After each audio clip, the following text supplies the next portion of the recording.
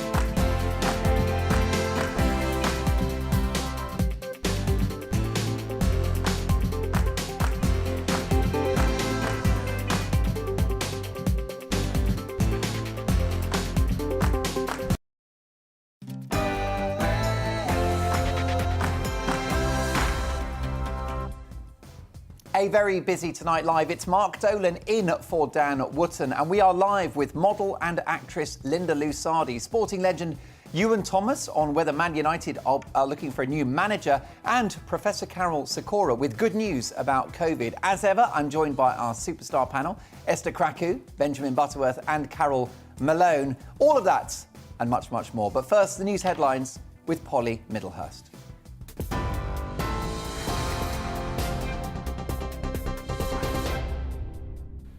Good evening. Your latest GB News this hour.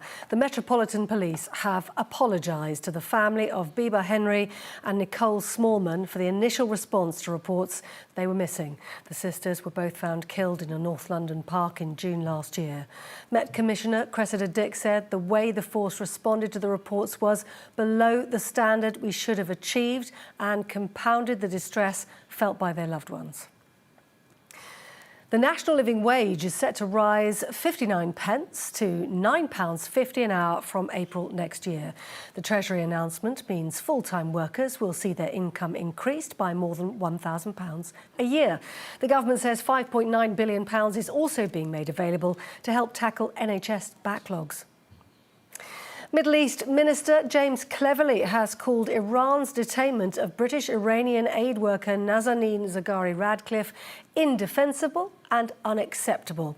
His comments come as her husband began his second hunger strike in 2 years after her latest appeal for freedom was rejected. Richard Radcliffe is now sleeping outside the Foreign Office in London, demanding the UK government does more to secure his wife's release. Miss Zaghari Ratcliffe has been held in Iran since 2016, accused of plotting against the government, but she's always denied any wrongdoing. Middle East Minister James Cleverly told the House of Commons the issue remains the government's top priority. We continue to raise our concerns with our Iranian interlocutors at every level, and we will not stop until those who have been detained unjustly are at home with their loved ones. Facebook whistleblower Frances Haugen has told a parliamentary committee that the social media giant was unquestionably making online hate worse. Ms Haugen gave evidence to the Joint Committee for the Draft Online Safety Bill as part of government plans for social media regulation. Facebook founder Mark Zuckerberg previously rejected her claims, saying her attacks on the company were misrepresenting the work it does. And lastly, for most of us, the mere thought of a visit to the dentist is, dare I say, unbearable.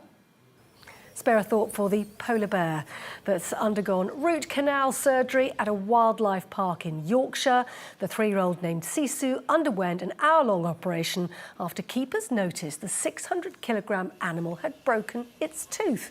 Yorkshire Wildlife Park says Sisu was a perfect patient and has now fully recovered from the procedure. You're right up to date. Now let's get back to Tonight Live.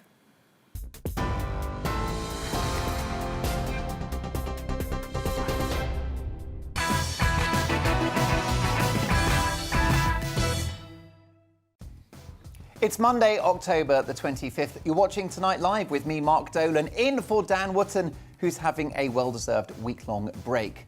So, lots to get through on a busy Monday night. In the clash, after LBC radio host Steve Allen apologised to Strictly star Tilly Ramsey for commenting on her weight, is fat-shaming ever acceptable? Is it a hate crime or is it just a statement of fact? We'll hear from opposing views on that one. In tonight's big question, model and actress Linda Lusardi will be joining us to answer your questions, so get them in right now. I'll give you my email address very shortly. Our very own Neil Oliver will be chatting about his viral video that broke the internet this weekend. And on COVID, there appears to be good news. We'll hear more from the positive professor himself, Carol Sikora. Plus, is Ole Gunnar Solskjaer on his way out of Old Trafford? We'll hear the latest about a crisis at Man United with Team GB legend, of course, the amazing Ewan Thomas. In Uncancelled, we will speak to Russian activist, leader of the Libertarian Party of Russia, and Kremlin critic Mikhail Svefdov. And we'll be discussing whether Putin really is the threat to global security that he appears to be. And I want to hear from you throughout the show, so drop me a line straight to my personal email address. It's mark@gbnews.uk. That's right, mark@gbnews.uk. You can tweet us using the handle @gbnews or Facebook your question by searching for GB News. Plus, we've got my amazing panel tonight reacting to the big stories of the day and looking at tomorrow's newspaper front pages. Tonight, journalist and commentator Esther Kraku. The iNewspaper's Benjamin Butterworth, pretty in pink tonight. Or is it mauve? There's a debate. And the ever-glamorous Daily Express columnist.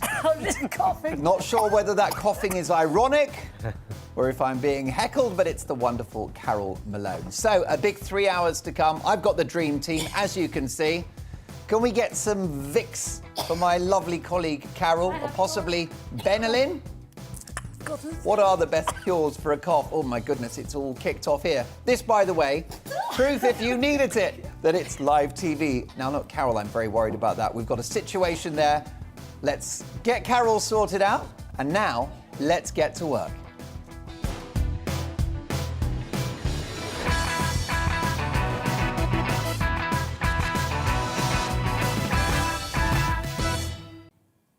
Unlike Carol to be lost for words. Speaking of words, I can't believe that these words are passing my lips. But there is good news from the modelers about the COVID-19 pandemic. You heard me right. Cases will plummet in November, even without Plan B restrictions, according to modelling seen by the government. Ministers are thought to be holding back from introducing restrictions such as compulsory face masks, working from home and vaccine passports, after seeing projections from several groups which show infections declining rapidly within weeks. One model in particular from the London School of Hygiene and Tropical Medicine suggests cases will soon peak before falling steeply in the winter months, even without the use of a Plan B set of measures. Now, at the start of the pandemic, disastrously inaccurate modelling predicted 500,000 deaths, which fuelled this ruinous and, in my view, ineffective set of COVID measures. All too often, the graphs of COVID predictions versus actual cases has been as consciously uncoupled as Chris Martin and Gwyneth Paltrow. Crap modelling has been a catalyst for so much of the damage that we're dealing with now. But, of course, a stopped clock is right twice a day. And it appears this new optimism about where we are in the pandemic is justified, which is why policies like COVID passports, which would divide our society and not stop transmission of the virus, must now be scrapped.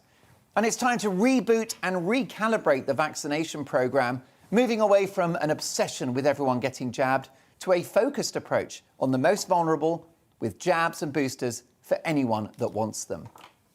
And discrimination against unvaccinated NHS workers must end. Notwithstanding the fabulous immunity that many unvaccinated people have as a result of having had COVID and recovered, it's clear that as we enter an inevitable winter crisis, we must attract and hire staff, not fire them, as a result of this bizarre vaccine ideology. And I would lift the ban on unvaccinated care home workers from doing their job, taking care of vulnerable people. A far greater threat to a care home is a lack of staff, not unvaccinated employees. How ironic that opposition voices who have been pushing hard for Plan B already have to eat their words as cases are now falling. Yes, daily COVID infections in Britain have fallen again, and deaths are also down. The Department of Health reported 36,657 new cases in the last 24 hours, down a quarter on that figure last week, and the second day in a row that there has been a week-on-week drop. Cases had risen for 18 days prior to Sunday, so it's looking good. The disappointment of those pushing for Plan B at seeing cases fall was palpable, because there are so many in the medical and scientific establishments and in the media who don't want this to end. They got a taste for fear, a taste for panic, a taste for control, and they don't want to give it up. It offers too many an almost pornographic pleasure.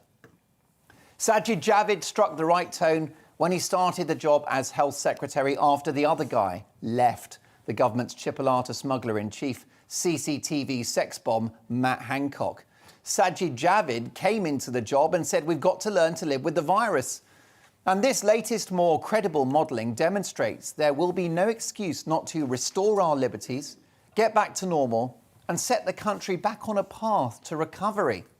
Forget Plan A, Plan B, Plan C, Plan D. The only plan the government should have now is to end this hellish nightmare. A paper written by broadcaster Trevor Phillips and released by the Policy Exchange think tank on Monday claimed there was a growing trend to alter public history and heritage without due process. They went on to say too many institutions are rushing to please a vocal minority when it comes to changing history.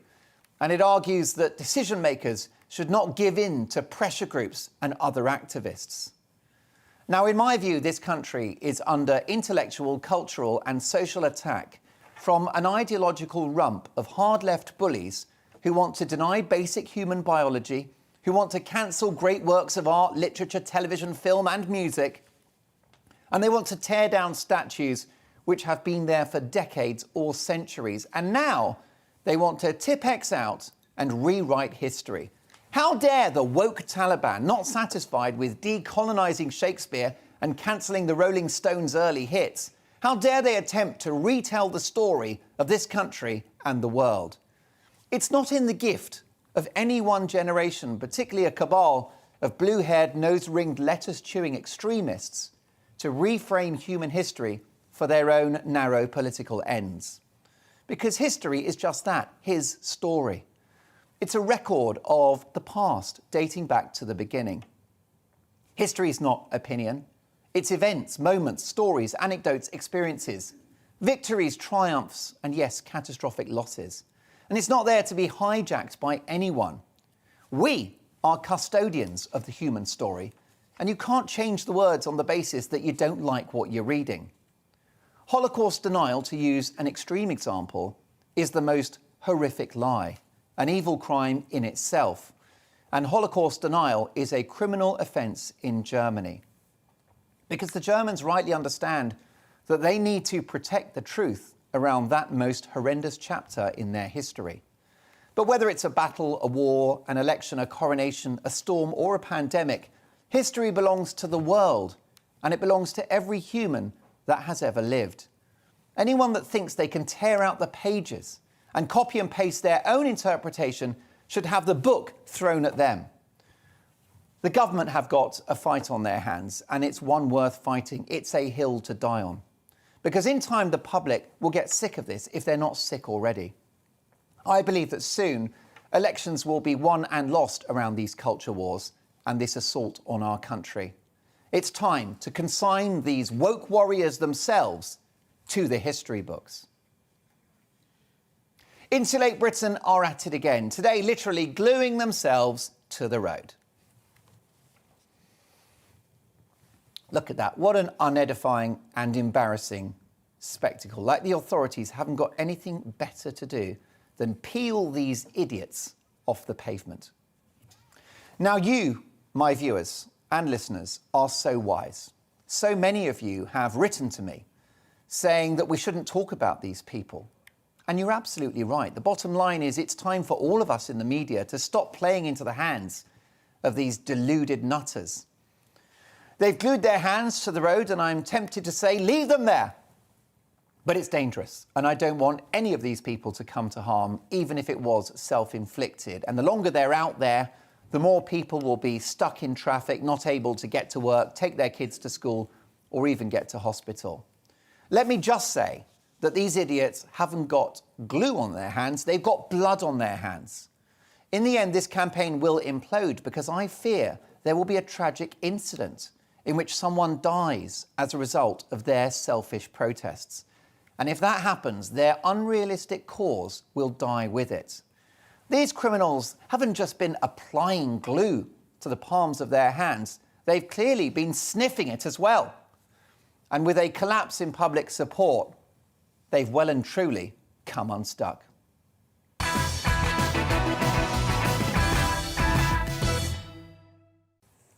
Those are my views, but what do you think? Mark at GBNews.uk. With me for the entirety of the show is my fabulous panel tonight. Columnist and broadcaster Carol Malone. She's been on the Horlicks and she's back in one piece.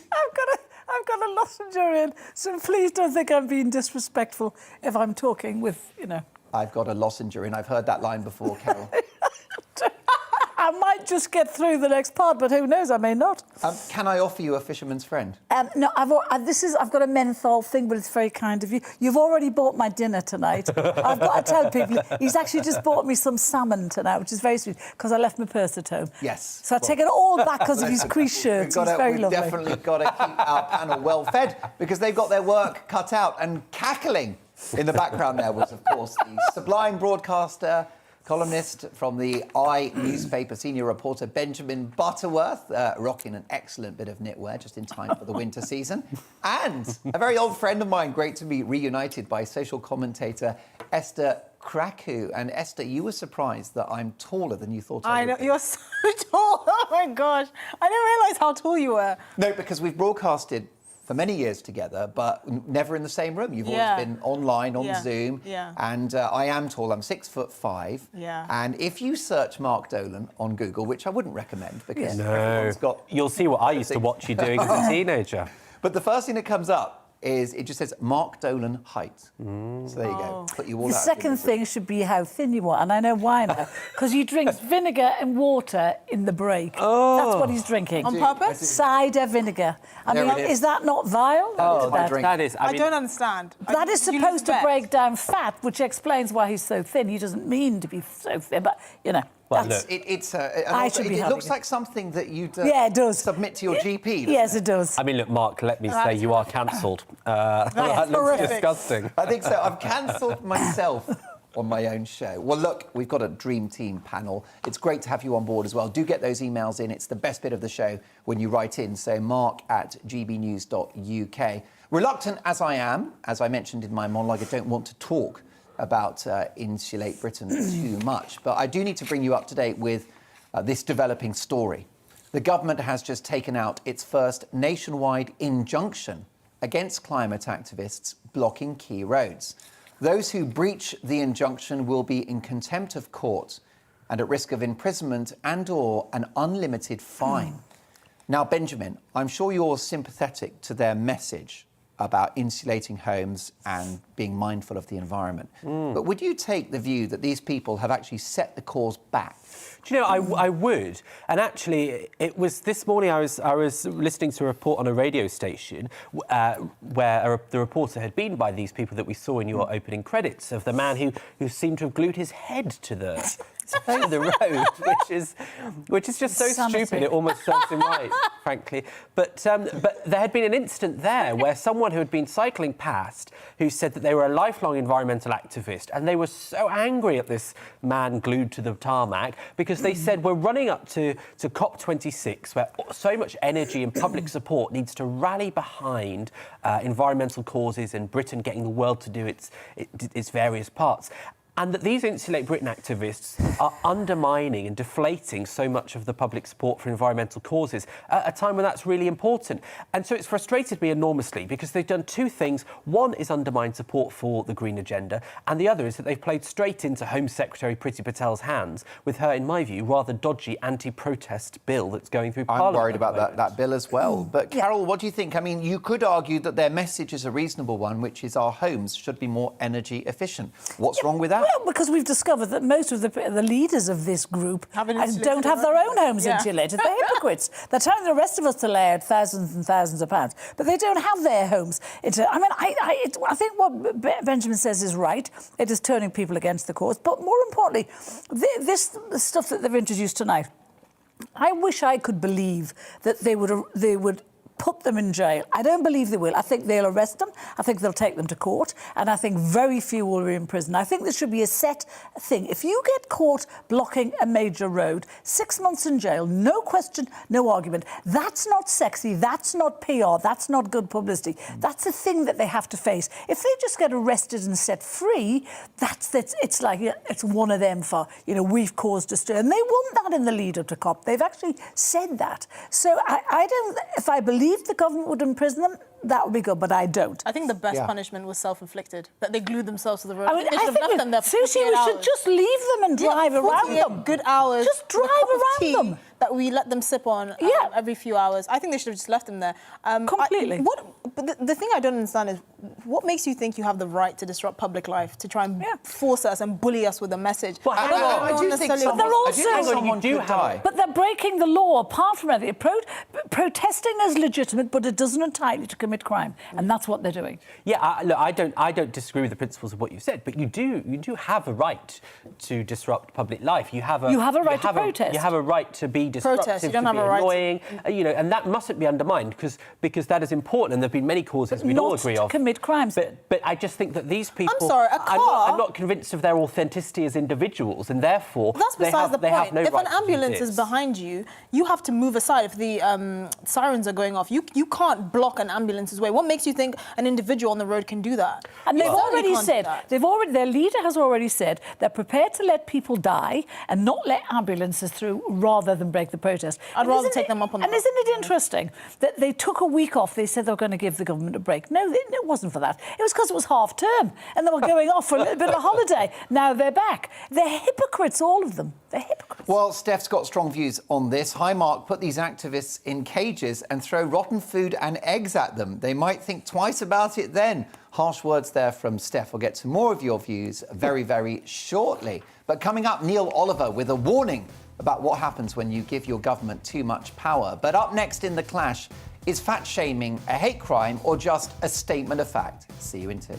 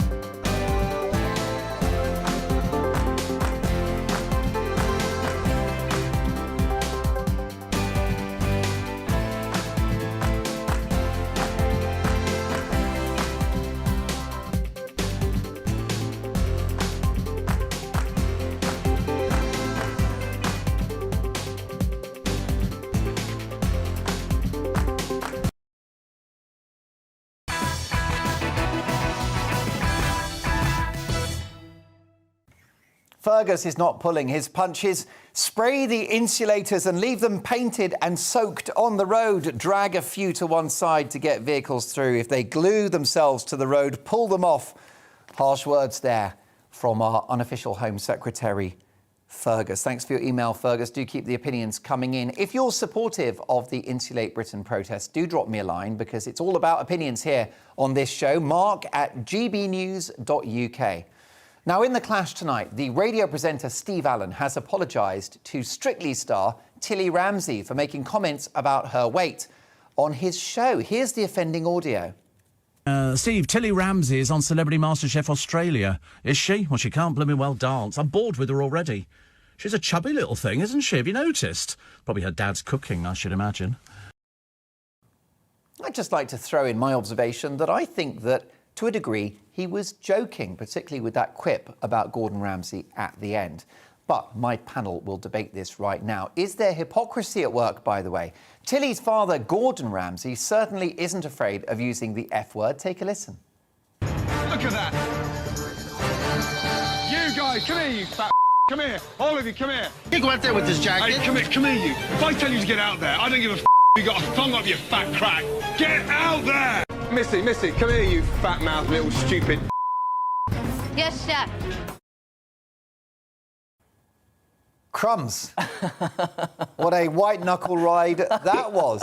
So is that hypocritical? That's far harsher and less humorous than Steve Allen. But here's the question. Is fat-shaming a hate crime or just a statement of fact? To debate this, I'm delighted to welcome a fitness expert who lost 5 stone, Marvin Ambrosius.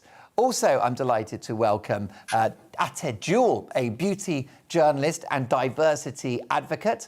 Author and commentator Peter Lloyd, and a good friend of GB News, writer, broadcaster, and founder of the innovative weight loss programme simpleasfat.com, John Gaunt. John, let me start with you. Do you think that fat shaming is actually just a statement of the truth? It depends who it's being said to. But first of all, I want to congratulate you, Mark, and your producers. You've done what everyone's been trying to do the last few days, draw the direct comparison with Gordon. Look, this is nothing to do with Gordon Ramsay. Tilly is a person in her own right. She's a woman of 19 years old. And I just think also when it comes to Steve, he should be a bit quiet, really, shouldn't he? He's got a face like a bulldog chewing a wasp. So he doesn't need to be throwing out these insults. But it was meant to be a joke. He could have apologised a lot quicker. But when you go on to the big subject of fat shaming, it depends.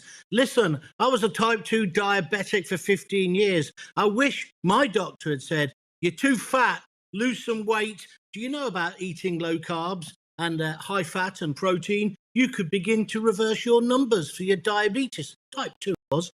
If he'd told me that 15 years ago, I'd be further down the road. As it was, I had to find out for myself. So it's horses for courses. I mean, I could call you a streaky lank of you-know-what, Mark. You would laugh it off. You could call me chubby gaunt. I would laugh it off. But this is a young woman. And as a father of 2 young women, I don't think it's for men to decide what a woman should look like. Now, I sound all Jermaine Greer, don't I? Well, you've gone, yeah, I mean, seriously, John Gaunt's gone woke, the world's gone mad. I mean, John... That's not woke. Listen, that's not woke. Well, take this point. Woke. That's not woke. No man has a right to describe what they think about a woman or what the ideal woman is, Mark. That's not woke.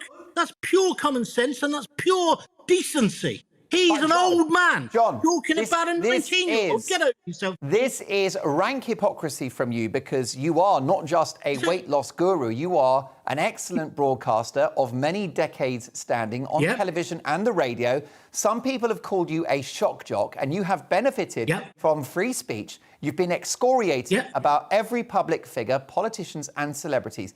Poor old Steve Allen, he's going to have to think twice now next time he goes on the radio for fear of offending a woke celebrity. I think you're wrong. I don't think I'm a hypocrite. When I've criticised people, there's been a political reason behind it as well. There was no political reason. I'll tell you what he was trying to do. If he'd thought about it at all, he was trying to provoke the row and make the connection you've made tonight with Gordon. The reason why Gordon Ramsay's been quiet is he knew that those clips were there. This is about Tilly, an individual young woman in her own right. Steve, whatever his name is, I've never listened to his show, by the way. I know he's had a go at me in the past because people tell me. I don't know who he is, really. I don't know how good he is. I do know he doesn't even do the graveyard shift. He's doing 4 till 7 in the morning. I just think he's shot his mouth off. He's been a bit daft. It doesn't need all this publicity we've had, apart from to bring up the subject. Why do men think, and if you think this is woke, Mark, I know you're a father, if you think this is woke, I feel sorry for you. It isn't. It's saying young women have a right to live their lives and not be their dad's daughter and only be sort of seen in that light. Or well, secondly, for silly old men like him to talk about how they look. John, I'll tell you something. Yeah, because women never do John, that. they are not words. John, they are not words that I would use myself, as I mentioned in my monologue over the weekend. But I defend Steve Allen's right to have free speech and to be humorous and satirical and a bit bitchy about any celebrity that puts themselves on telly or any politician that seeks election. But let's bring some of my other fantastic guests into this. Ate Jewel, what's your view? Well, I kind of agree with John. I think, we live in this patriarchal, slightly misogynistic society, and it's completely unnecessary. I don't think Steve was worried about her BMI or her health. He just wanted to reduce her. And I think post-pandemic, the world we're living in today, we're having more interesting conversations about what we really feel and think, and it's unnecessary. This is not the way I want my daughters to grow up. I have twin daughters who are 10, and they already talk about body issues at school. It's about women feeling they have to be reduced in every single way. And I do agree with John how Tilly is her own person. She's literally stepping out of her father's shadow, and people want to still have her as chattel. She is Gordon Ramsay's daughter. No, she's her own person. She's a woman. And I do not think it's right that people should be commenting and objectifying her body. And it's just ridiculous. Let me ask you, Marvin, what you think about this. You've been on an amazing weight loss journey, 5 stone. You are now the picture of health. Big congratulations. What do you think about the idea of fat shaming simply being a statement of truth? Well, it isn't a statement of truth because I challenge Steve Allen on this because you've got to understand I'm coming from the same perspective as somebody who has been fat shamed. And that didn't help me in any way at all. And it doesn't help anybody else or the thousands of clients I've ever trained.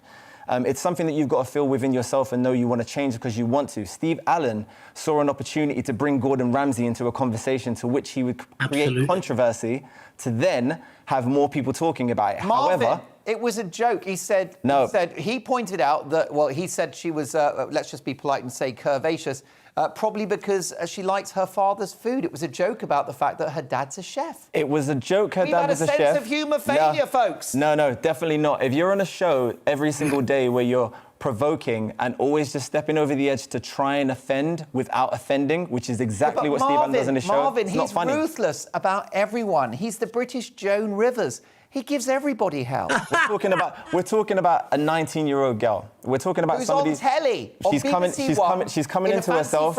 But no, Mark, she's coming into herself. She's got other young girls just like her, looking up to her, seeing her journey, wanting to emulate her journey in a way of a weight loss journey as well. Look at me, I can dance. But that's it. She can dance, but she can also be somebody that they want to idolize. She doesn't need to be on TV losing out on a positive experience, because that's exactly what he did. She's on a positive experience and is taking it away. Lloyd, have we got to insulate celebrities on telly from some bitchy remarks? No, I think we need to insulate me from this conversation because my brain is melting at all this woke BS. For the last 50 years, we've been told by feminists that women are equal in every single way, that they are strong and independent. So if that's true, why do we need to protect them in cotton wool from criticism?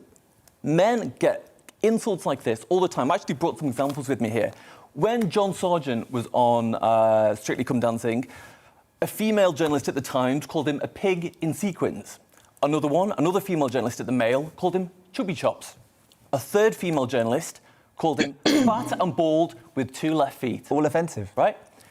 What was the outrage? Absolutely zero. And because this is it was banter. It was top entertainment, Peter. Right, but this is what really annoys me about this conversation, is the inconsistency in the principles. If it's wrong for everybody. If it's right for everybody. But can we please not have this selective outrage when it suits a political agenda? It's really boring. Ate Jewel, I don't like what Steve Allen said, and it's not language I would use about a young woman. And I agree with you about certainly provoking young women into worrying about, you know, their size and possibly even having an eating disorder. So that point is well registered. But this is a question of free speech. Do you really want radio broadcasters censoring themselves, especially if it's tongue-in-cheek? I mean, I don't think it's a joke. And honestly, what is the intention? The intention behind it, I think, was harmful. And I think in the way that we are all talking about women's security, women are on the streets having to protect themselves and the male gaze, why should this young woman have to be targeted in such a way? I just think it's ridiculous. I've had struggles with food and issues with food. When I was younger, I was a size 10. I doubled in size. I gave myself type 2 diabetes, and I lost 4 stone in 4 months and have my numbers under control. It's not about health. It's not about anything other than trying to be cruel, reductive, and kind of, in my opinion, misogynistic. I think we need to have better conversations, and it's not one rule for them. It's not tit for tat. That's exactly what it is. It's about that is exactly what it is. How can you? So it's amazing, isn't it? So it's misogynistic when these comments are aimed at a woman, but when these comments are aimed at a man, it's not misogynistic. It's just a bit of fun, and we should all toughen up and have a good time. I don't think it's a bit of fun. I think it's dangerous. It's unhealthy. Can we not have better discussions and talk about people's characters and their and John, can I ask you, where was your outrage when John Sargent was being criticised over his physical appearance when he was on Strictly? Was that John Sargent when he was? That was different, was it? Right. You're right. No. He was criticised. Can I speak? Yes, you can. That's the problem. Me? Okay. Well, I won't speak if you don't want me to. I'm only pulling your leg, Gaunty. To carry on with his diatribe. We live in a patriarchy, and if you don't understand that word, go and get a dictionary. Number 2, John Sargent. Sassy. Career. He was at the end of his career. He'd reached the What's that got to do with it? What's he that was got a to do with it? man and he understood it. Tilly is 19, and it's very true. Believe. John, you are such a hypocrite. You are such a hypocrite. It's now worked. Let's bring Marvin into this. I mean, look, for God's sakes, Marvin, the bottom line is we do have an obesity crisis in this country. Over 65% of people are overweight. I actually was overweight myself, and I did a program very similar to John's, simpleasfat.com, which is I cut the carbs and ate natural healthy fat, protein, and lost 3 stone. You've smashed all of us into a cocked hat with your weight loss, Marvin. But don't we need to get real about obesity rather than pretending it's not there? Well, it all stems from, not just from when you're younger, from what you're doing and the behaviours you're learning. Now, we are being forced every single day with adverts of fast food. We're being forced all the time to see things from Deliveroo, all these companies that are saying we should get all these foods and why we should eat it. But what we're not being taught is how to eat it properly and how to eat it and work out and be active. Now, there's nothing wrong with the bad foods, the fast foods. It's how you eat it in moderation and how you exercise. Now, the way in which I've always approached it and how I lost my weight and how I give this to every client I've got, it's about creating a lifestyle that's realistic to you being healthy. Let's not go with the BMI thing because BMI is not 100% accurate. Yeah. It is about you being at a weight that is sustainable, something that doesn't give you high blood pressure, keeps you away from CHD. And the way we can get rid of that, which is an epidemic in itself, we need to make sure that people are aware and have educated on how to eat properly. And that does stem from kids at school. Because let's be honest, when I was younger, I was always told to finish everything on the plate. That's always been in my head. And there's nothing wrong with that. But at some point when you get older, it becomes a habit. And what we're trying to do is reverse that and create habits that last a lifetime. And those habits that we're going to create are for kids to know that no matter what size you are right now, and no matter how you look right now, whatever you're doing now to do better, you're going to feel better and look better tomorrow. Now, I wish we had longer. I've obviously mentioned simpleasfat.com, which is John Gaunt's website. And John, I know you've done amazing things, reversed your diabetes as well, lost a lot of weight. You look fantastic. And got in control of your mental health. It's not just about physical health. It's about being in control and not being a fat head. Sorry, John, can I just stop you there? You're mansplaining. Go on, Peter, last word, please. Yeah, John, sorry, I just wanted to stop you because you were mansplaining, so... OK, well, look, I tell you what, the claws are out. This is definitely the clash tonight. I can also... I don't even know who he is. Having mentioned... Somebody cut John Gaunt's microphone. Tom, cut the guy. Pull him out.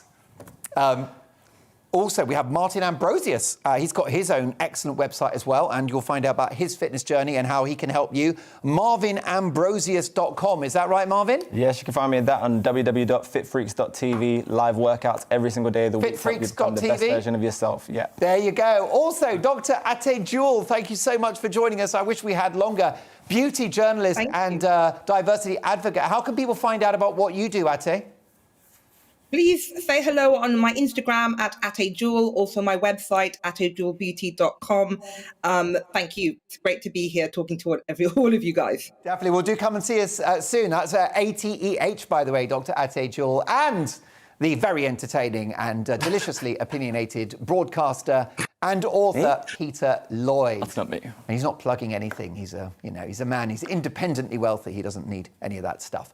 Lots more to come. There's still time for you to make your voice heard in tonight's big question. Linda Lusardi, soap star, reality star, panto queen, and yes, ex-Page 3.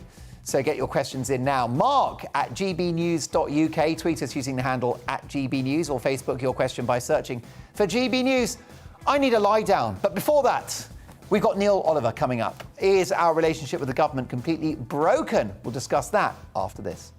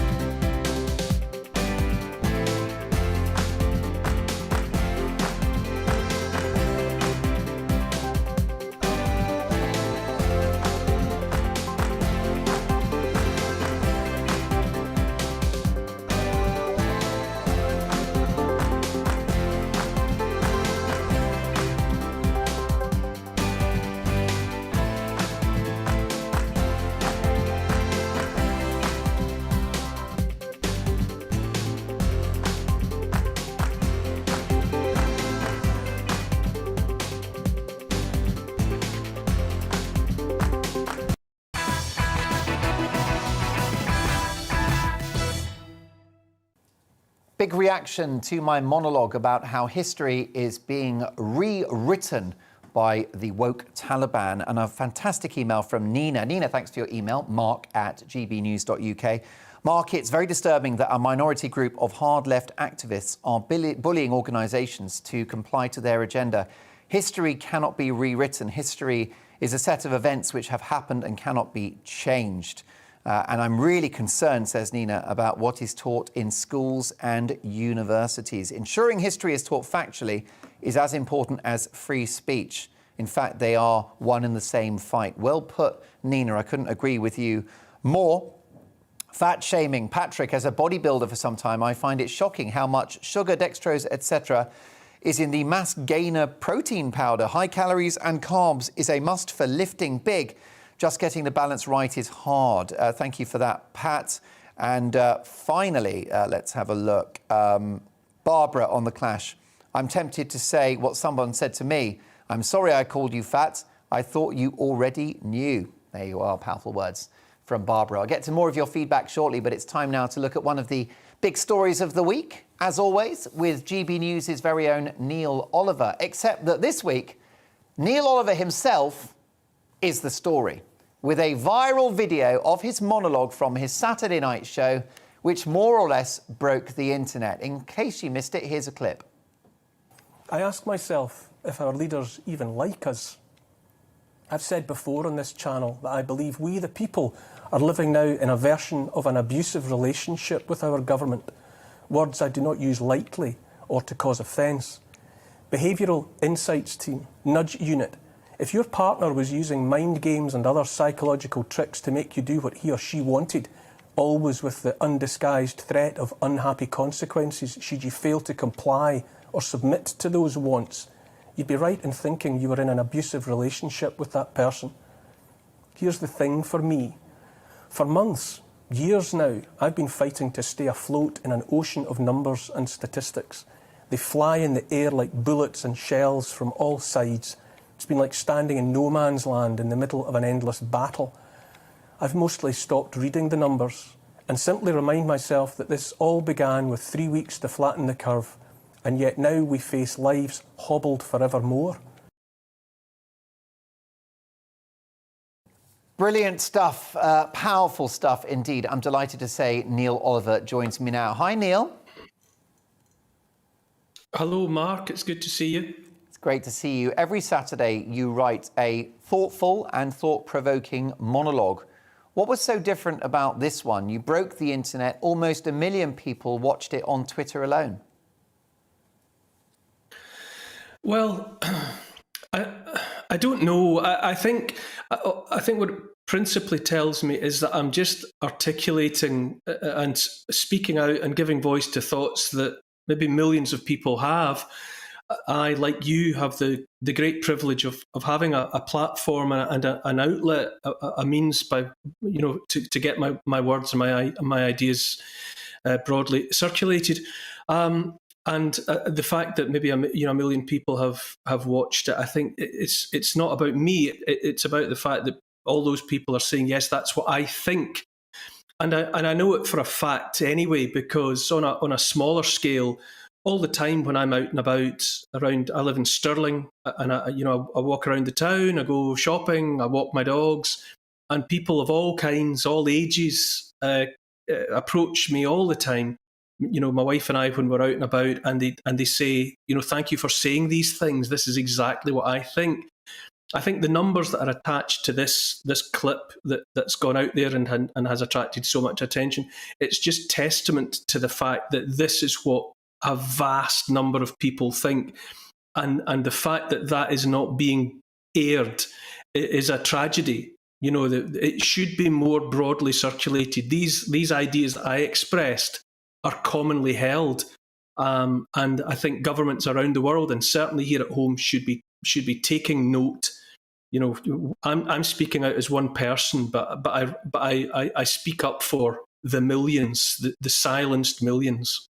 And the point that really resonated was that we're in an abusive relationship with our own government, an abusive dynamic.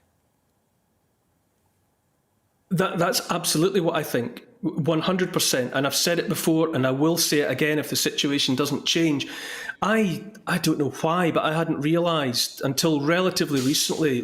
Laura Dodsworth wrote a wonderful book, A State of Fear, in which she talked about nudge units and that kind of that way in which we're being manipulated.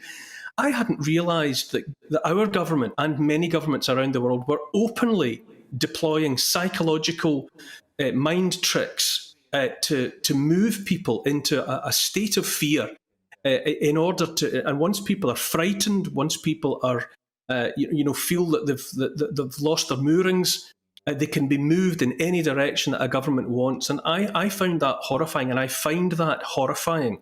There's something dreadfully cynical about it, that the government doesn't even seem to care that we know, or they're not trying to disguise the fact that they are plainly and blatantly deploying propaganda, fear, psychological tricks, social engineering, to get as many people as possible to comply with their agenda. Well, I find that immoral. Neil, the Prime Minister, I just find that wrong. The Prime Minister joked about locking us up for a year and a half in his conference speech at the Conservative Party conference. He literally joked about it.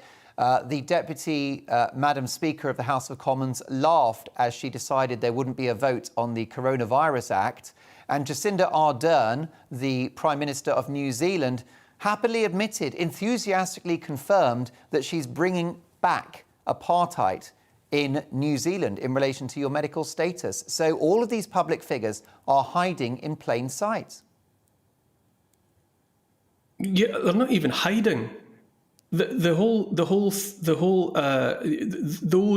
who have been elected to serve us. I mean, let's remember that there's clearly an extent to which some of these characters believe they rule. You know, like kings of old. You know, like emperors from 1,000 years ago, they feel that they rule. But these people are elected to serve us, and yet they are openly and blatantly dripping with contempt for us. And I'm constantly finding myself, you know, shouting at one screen or another, saying, who does that person think he or she is? I didn't vote for that person to have this kind of dictatorial power over my life and my destiny, and I don't think many of us did.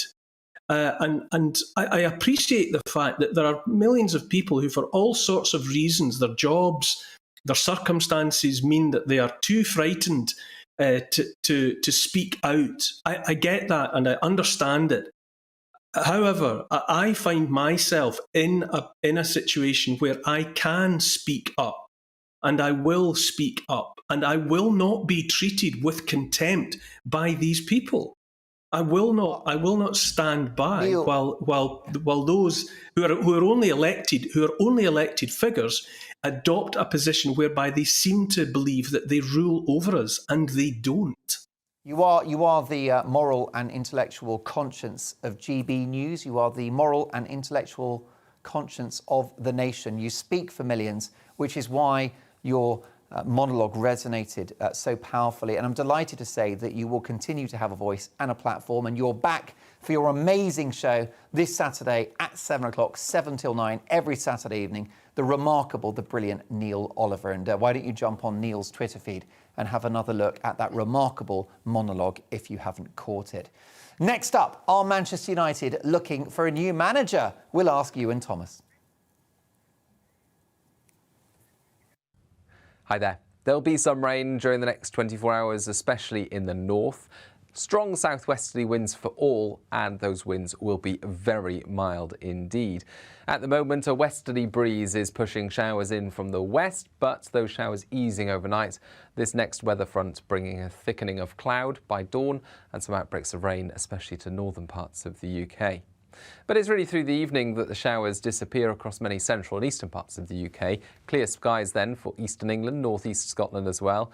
Thicker cloud arrives into the west by dawn and some outbreaks of rain into Northern Ireland and western Scotland. Temperatures then rising through the night in the northwest, but they'll fall and it'll be a fairly chilly start for eastern parts of England. A bright start though, and a few mist patches first thing, soon lifting into the afternoon, and spells of rain across northern parts of the UK before it turns drier and brighter. Some cloud breaks developing, and it will be windy. That wind coming from the southwest, so very mild air at the moment, 16 or 17 Celsius in the south, 14 to 16 further north. But it is windy, with the wind bouncing over the hills of northern England and southern Scotland to bring some strong wind gusts to the northeast and some gales around northern and western coast of Scotland, along with heavy rain for a time. That rain sinks south overnight, and so by the start of Wednesday, it's wet for southern Scotland, Cumbria, Northern Ireland, and it is also increasingly windy through the Irish Sea. A mild night, though, a very mild night in places, 14 or 15 Celsius in the south. Colder further north, but actually a brighter day to come there for northern and northwest Scotland. A few showers expected later. It's through the central zone where we're going to see strong winds blowing through the Irish Sea, and Cumbria, southwest Scotland, North Wales seeing some very wet weather, risk of flooding in places. That rain sinks south on Thursday and Friday, and it stays mild everywhere.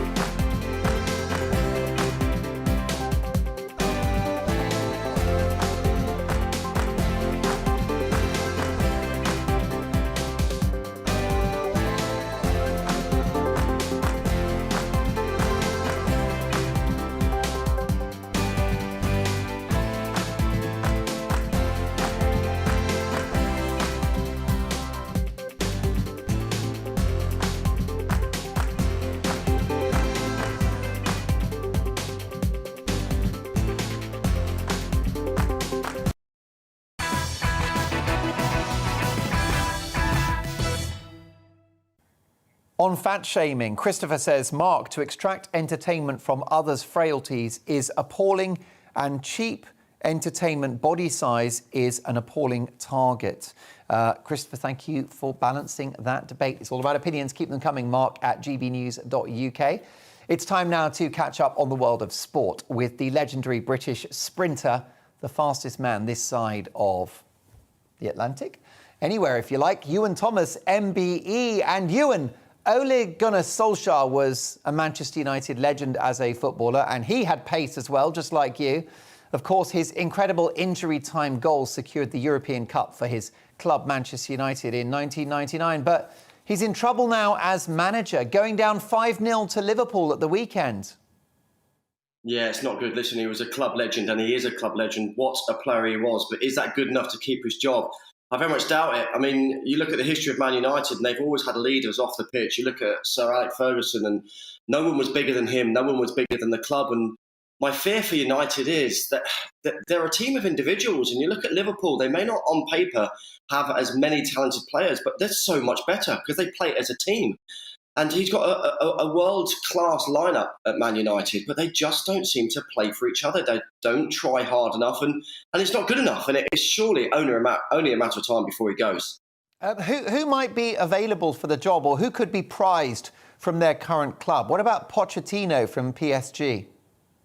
I mean, Poch is a fantastic manager. He was great at my club at Southampton, then at Spurs. He was doing well there, and when he was sacked, a lot of people were shocked at that. Zidane as well. I mean, you are going to need a leader, someone who I believe the players will be fearful of. I mean, you need that. My coach used to put the fear of God into me. You know, I trusted everything he said, and I did everything he said. And the same with Sir Alex Ferguson. And when he left Man United, they've struggled. They've had some big names there, but they've just never, ever got back to how they were. And as I said, on paper, they should be one of the best clubs in the world, traditionally have been, but it's just not working for them. And I think the club owners and also the supporters, they seem to be, backing Ole, but it's only a matter of time. I think, pardon the phrase, but I think he's a dead man walking. It's a tough sport, and Man United need results. They demand results, and they're not getting it.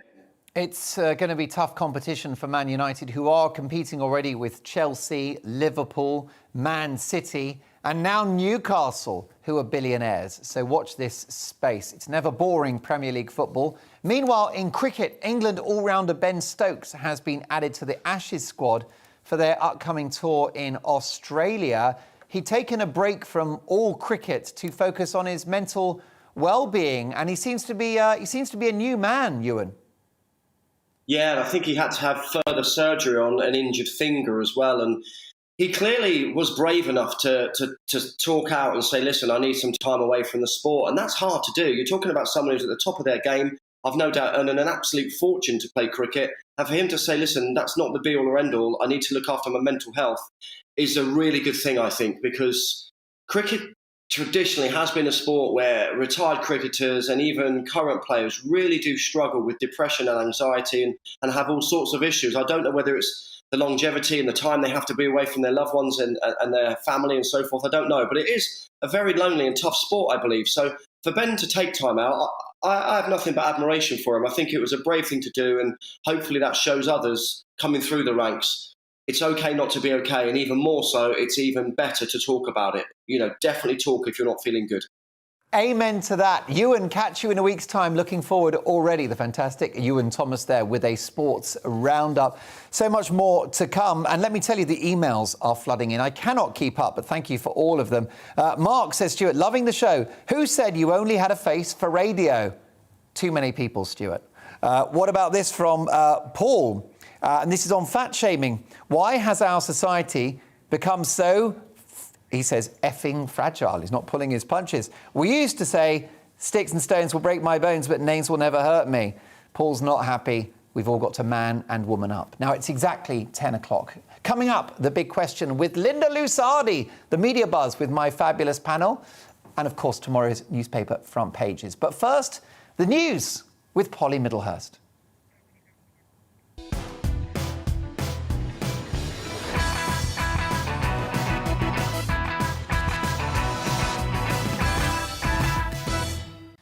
And keep the emails coming in, Mark at gbnews.uk. But here are the headlines.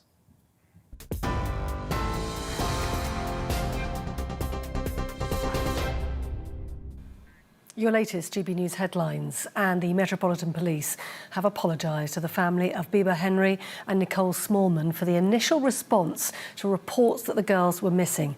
The sisters were found killed in a North London park in June last year.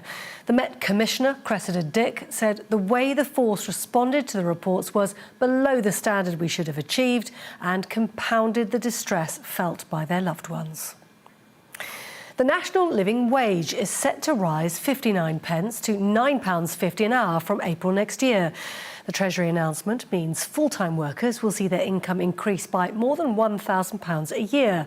The government says £5.9 billion is also being made available to help tackle NHS backlogs. The Middle East Minister, James Cleverly, has called Iran's detainment of the British-Iranian aid worker Nazanin Zaghari-Ratcliffe indefensible and unacceptable. His comments come as her husband began his second hunger strike in 2 years after her latest appeal for freedom was rejected. Richard Ratcliffe is sleeping outside the Foreign Office in London, demanding the UK government does more to secure his wife's release. Miss Zaghari-Ratcliffe has been held in Iran since 2016, accused of plotting against the government, but she always denied any wrongdoing. The Middle East Minister, James Cleverly, told the House of Commons the issue remains the government's top priority. We continue to raise our concerns with our Iranian interlocutors at every level, and we will not stop until those who have been detained unjustly are at home with their loved ones. Facebook whistleblower Frances Haugen has told the Parliamentary Committee that the social media giant was unquestionably making online hate worse. Ms Haugen gave evidence to the Joint Committee for the Draft Online Safety Bill as part of government plans for social media regulation. Facebook founder Mark Zuckerberg previously rejected her claims, saying her attacks on the company were misrepresenting the work it does. Now, a new nationwide injunction has been granted against Insulate Briton protesters following a day of further demonstrations. The Department of Transport said the High Court had granted the interim injunction against members of the climate change group who caused disruption on any part of the strategic road network in England. You're bang up to date. More news in an hour.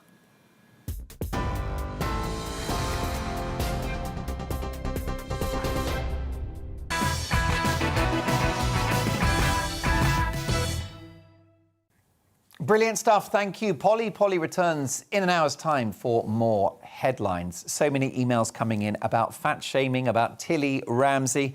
An explosive email from Robert. Robert, thank you so much for writing in. Robert says, my goodness, the quality of the guests is plummeting. Tilly Ramsay would not be on the telly if it wasn't for her father. She is a chubby little thing, and she probably does love her father's food, says Robert. What has this got to do with being male or female? Why are you allowing your guests to dictate this narrative? Well, Robert, it's all about opinions, and I let my guests speak and then we debate it. But you've got strong views on this. Robert goes on to say, we get this stupidness all the time, like when females get criticised about their clothes. We hear it wouldn't be said if it was a man. I remember Tracy Brabin getting criticised for wearing an off-the-shoulder evening dress in the Commons for days. People don't criticise male politicians, is what they said. Bollocks, says Roberts.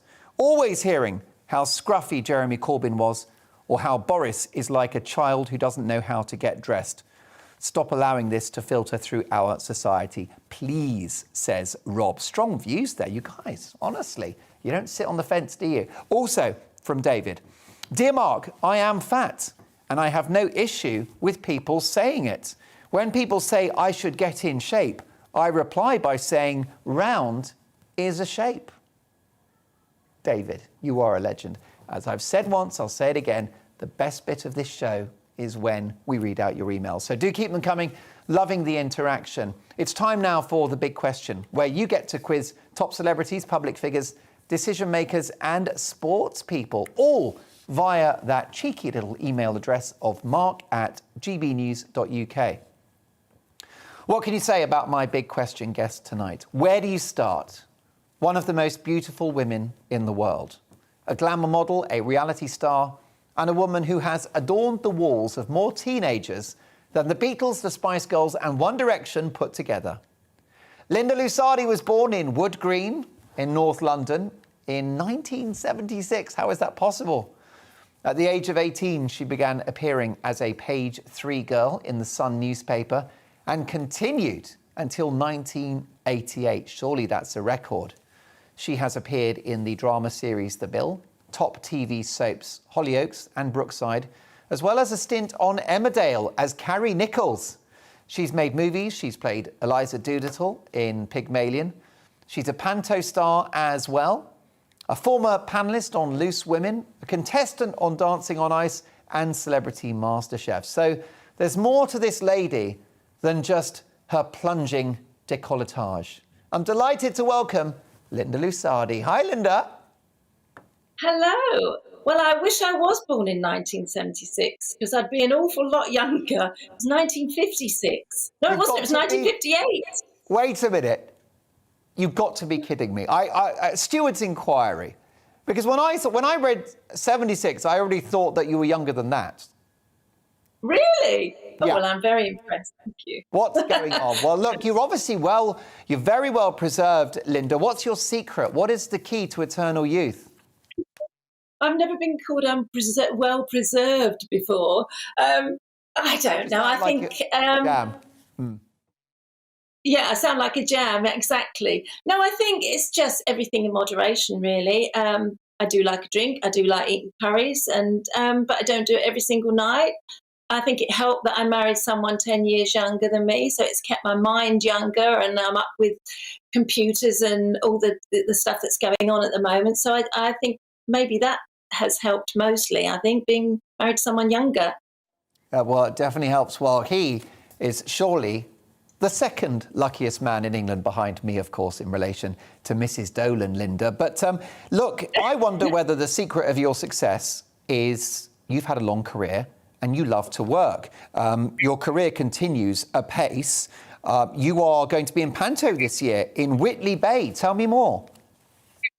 Yeah, I'm playing Wicked Queen in Snow White and the Seven Dwarfs, and I'm lucky enough to be working with my lovely little girl, Lucy Kane, who is playing There she is, and 7 lovely dwarfs. And yeah, we're there for 4 weeks, 2 weeks rehearsal, which isn't long to get a musical on, because it basically is a musical with dances and everything else. And this is probably about I hate to say it, about the 30th year that I've done a panto. I only missed one, and that was last year because of COVID. What is the magic of panto?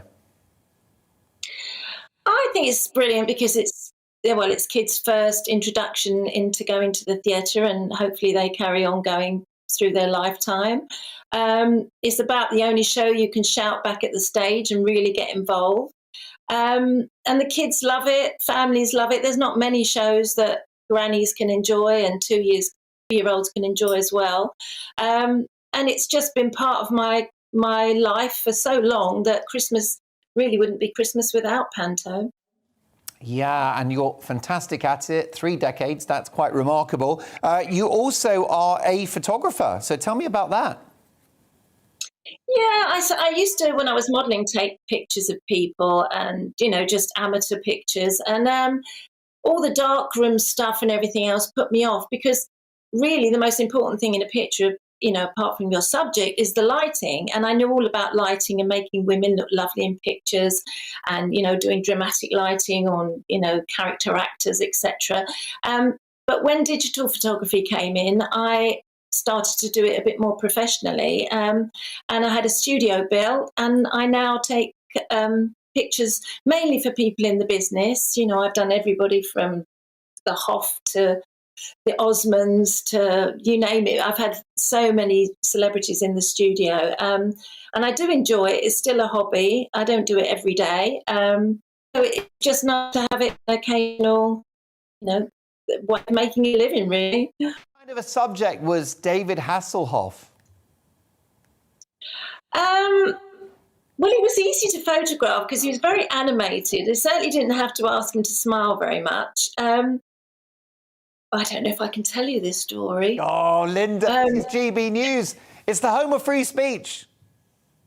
Okay, well, I actually I helped out with the show that I photographed him for, and they asked me to get, because it was all set in the 80s, so they asked me to get some costumes together for him because he was the star of the show. So I went and I took these costumes to his hotel, and he had gone to have his eyes lasered, and I was a bit cross because I'd come all the way with a suitcase full of clothes for him. So he said, "Oh, well, look, lay them out on the bed." So I lay them out in all costume form, with the hat, the jacket, the trousers, and the shoes. And I said, "Right, David, can you photograph yourself in them and send them to me? Tell me which ones you like, because some of them have got to go back." And he did photograph them all, but he didn't put the whole outfit on. He just put the hat on and took a picture. Then he took the jacket on and took a picture. And there wasn't much else on. I can't believe it. You saw David Hasselhoff's Knight Rider. No, I didn't see his Knight Rider. He did have pants on, but he did put the jacket on with just his socks and shoes. I'm pleased to hear it. I was going to ask if he had a soft top, but I seem to remember that Kit was a coupe. Now, listen, Linda, before you get me in trouble, and I love that story, by the way, can you give me a couple of reasons why you got the gig on Page 3? That's a bit rude. And that's what I want to ask you. You're a journalist. I used to be. Linda, how important, on Page 3... It was my eyes. It was my eyes. How important, Linda, joking apart, how important, because I worked with Katie Price for a few years, and she said that she actually got that gig on Page 3, following in your footsteps, because of her attitude and her personality. Did you find that to be the case for you as well? A little bit, because most of the, because you didn't get tweets or Instagram then, most of the reaction you got from the public was by post. And most of the people, believe it or not, used to write about my smile and my eyes and nothing else. So I do think it was important that your personality came across in the picture. And we did, it wasn't all pouting, and they weren't sort of sexual pictures in those days, if that's possible. Whereas a lot as you can see on Instagram these days, with people posting it of themselves. Well, absolutely, because the truth is, Linda, that things have changed. And when you were on Page 3, it was a more innocent time, wasn't it? And what you did alongside others was sensual. You were in control of the image. Things have changed. Would you want to be in the world of glamour now? No, I mean, I gave up 30 years ago, so I've got a complete separate life to that life I had then. And I do think the world is a different place now, and I don't really think, it fits in anymore, really. No. And what do you think about sites like OnlyFans? I don't actually know a lot about them. I know that people can make an awful lot of money from them, and I don't quite know what goes on because I've never subscribed to be an OnlyFan to anybody. But, I think it's live and let live, and if people are happy making money that way, and if people are happy to give their money to look at what these girls are doing, then who am I to say they can't do it? You had great success on Page 3. It turned you into a national celebrity. Do you think The Sun were right to get rid of it? Had it passed its sell-by date, do you think, Linda? Oh, absolutely. I do think so, yeah. I really do. Things have moved on, and we know a lot more of the effect that had on people years ago. And, I absolutely don't think there's a place for it now. And do you remember your first Page 3 shoot? Because I would have thought back in the day that was like winning the lottery. No, because you'd go for test shots and all these sort of things, and you didn't really know whether they were going to use the pictures. You never knew when they were going to use them, or if you were going to make the cut, And actually, I was sat at my desk in the tax office in Holborn when I realised that I was on Page 3 that day. Well, it's an incredible legacy that you have, and it's definitely a throwback to a more innocent and, I think, respectful time as well. So many questions coming in, Linda. Sarah on Twitter asks, How have you kept your beauty as you have aged? You look as gorgeous as ever. Well, you said everything in moderation, but do you have beauty treatments? Have you been under the surgeon's knife, Linda?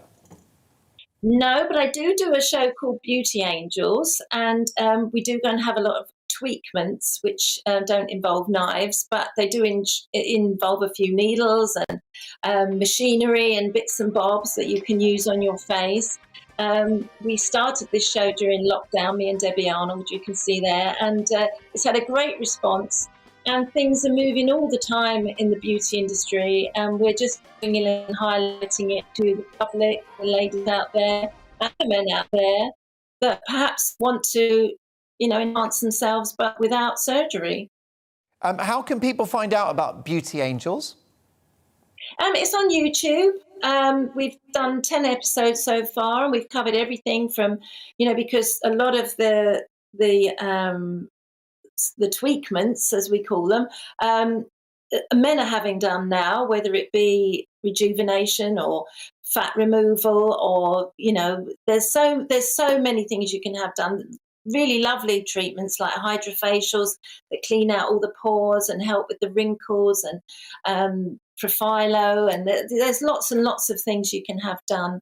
And that I now look at sort of the actresses and things you see in Hollywood, and realise that a lot of those have had those things done, that not particularly facelifts or implants or nose jobs or all that sort of stuff, but the actual skin treatments and things you can get now are amazing. Oh, absolutely. Well, there you go. Beauty Angels on YouTube. Check out that 10-part series with doubtless more to come. Linda, we are hopefully at the tail end of the pandemic. I spoke earlier in my monologue about the fact that cases are coming down now. It might not be that we need plan B of COVID restrictions. You were very, very ill with COVID. I'm so sorry. I was really, really shocked when I read about how poorly you were. How are you feeling now? I think I'm probably 95% back to how I was. I still, have days where I'm tired. I don't have a lot of energy, and I have a bit of brain fog. But every month it's better and better and better. But I'm nowhere near where I was at that time from that awful picture. And I feel that a lot of people are still getting it. They've had 2 jabs. Obviously, they're not having it where they need to be hospitalised, a lot of them. But it's surprising how many people are still going down with it now.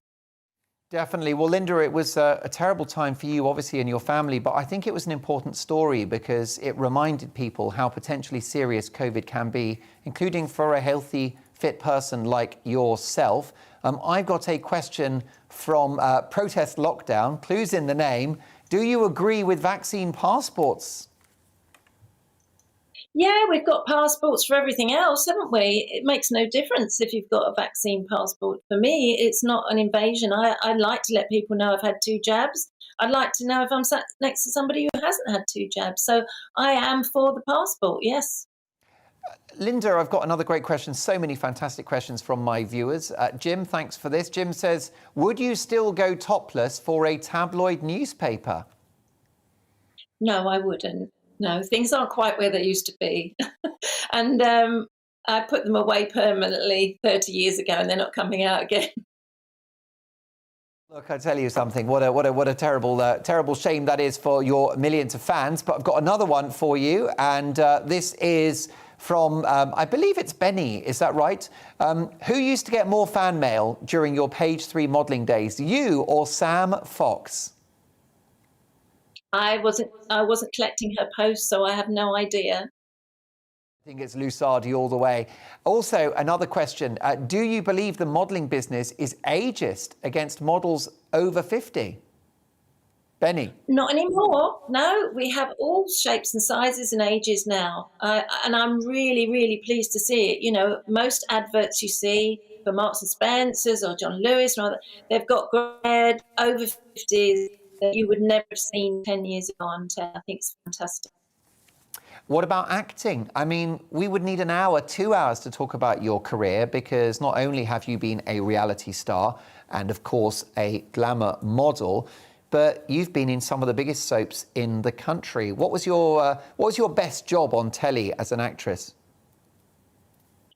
On telly, I'd have to say it was Emmerdale, really. I spent a year and a bit there and got really nice, meaty part and really fitted in with the cast, and I absolutely loved it. And I probably would still be there now if I hadn't got children, but I just felt that they were suffering with me being in Leeds all the time. And, you know, my husband was working as well. So, you know, one of us had to give. And, you know, I thought I've done it, been there, done that. You know, I've sort of got tick lists, and being in a soap was one of them, and I, you know, made my mark while I was there and really enjoyed my time, and I learnt an awful lot as well. So, Linda, yeah, I think it's an amazing career reinvention that you went from modelling into acting. Was it hard to get people to perceive you as an actress rather than a model? It was a little bit, yeah. At the beginning it was. I actually got the part of Pygmalion playing Eliza Doolittle, and it was at the Malvern Festival where Bernard Shaw came from. And one of the councillors there said they didn't want me to play Eliza Doolittle, and I was with Eleanor Summerfield and John Barron and Philip Maddox, so quite a heavy cast. And they insisted I go down and have tea with all the councillors. And one councillor said, you know, if I play that part, then he will resign. And I did play that part, and he did resign. But, you know, I got good reviews and the show was great, and that was that. I was off and running. A long and successful career. Look, we're so out of time. Got Carol Sikora waiting to give us good news about COVID. Really briefly, but it's a great question from Mac. Did your granny approve of your glamorous lifestyle? Absolutely. She was my biggest fan. Well, she still is my biggest fan. I've still got my grandma. Oh, that's wonderful. I am so pleased to hear that. Well, look, you've got so much going on, Linda. Do come and see us in the studio really soon. Fantastic to hear your story, and I'm so glad you're better. Thank you so much, Mark. Thank you. The fabulous Linda Lusardi. Oh, my goodness, so many questions. I couldn't get to all of them, but thank you for offering your opinions. So many people just saying how fantastic Linda is and how great she looks as well. Now, is it time to declare the pandemic over? We will be discussing that and all of the news making the headlines today, plus tomorrow's front pages as they drop in the media buzz. Also coming up, booster jabs with Professor Carol Sikora. Lots to come. See you in 2.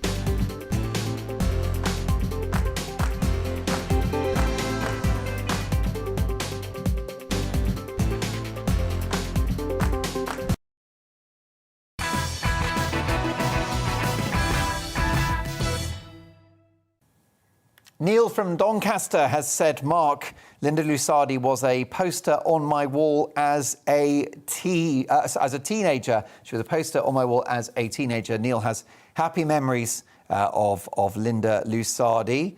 On fat shaming, Fred says, Steve Allen, the radio presenter, has nothing to apologise for. The facts are the only reason that Tilly is anywhere. It's because she happens to be the daughter of a bully and a foul-mouthed, obnoxious man. I would be ashamed to have a father like him, and Tilly probably is. Meanwhile, Ken says, Mark, why can't men call women fat, but women can call men fat?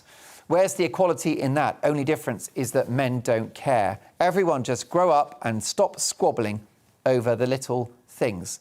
I prefer to call fat women comfortable, says Ken. Blimey, you'd be a brave man using that adjective around the women I know.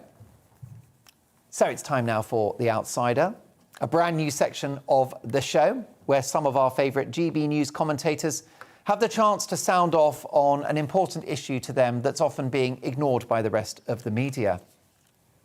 COVID cases will plummet in November, even without Plan B restrictions, according to modelling seen by the government. Ministers are thought to be holding back from introducing restrictions such as masks, working from home and vaccine passports after seeing projections from several groups which show infections declining rapidly within weeks. One model from the London School of Hygiene and Tropical Medicine suggests cases will soon peak before falling steeply in the winter months, even without the use of Plan B. What a perfect story for the positive Professor Carol Sikora himself. Hello, Carol. Hello, Mark. How are you? I'm very well. Long time no speak, and this has to be good news. Even the modellers are feeling optimistic. It's amazing. The modelers are the gloom merchants of this whole business, but they're now positive. And when you look at even today's data, the last 24 hours, 36,000 cases, well, it was 49,000 only a couple of days back. Now, there's a bit of a weekend problem in that the data at the weekends is different from the data midweek. But, you know, it's going the right direction. Hospital admissions, there's always a week's lag. So you're looking at the number of ill people a week ago. And I bet if you looked at yesterday's data, it would have dropped precipitously. I think we're coming out of it. There's no evidence that we're going to need Plan B or even worse, Plan C. But time will tell. Do you think that we all need these booster jabs? I think the booster jabs are a good idea. I've had them myself. I've had it.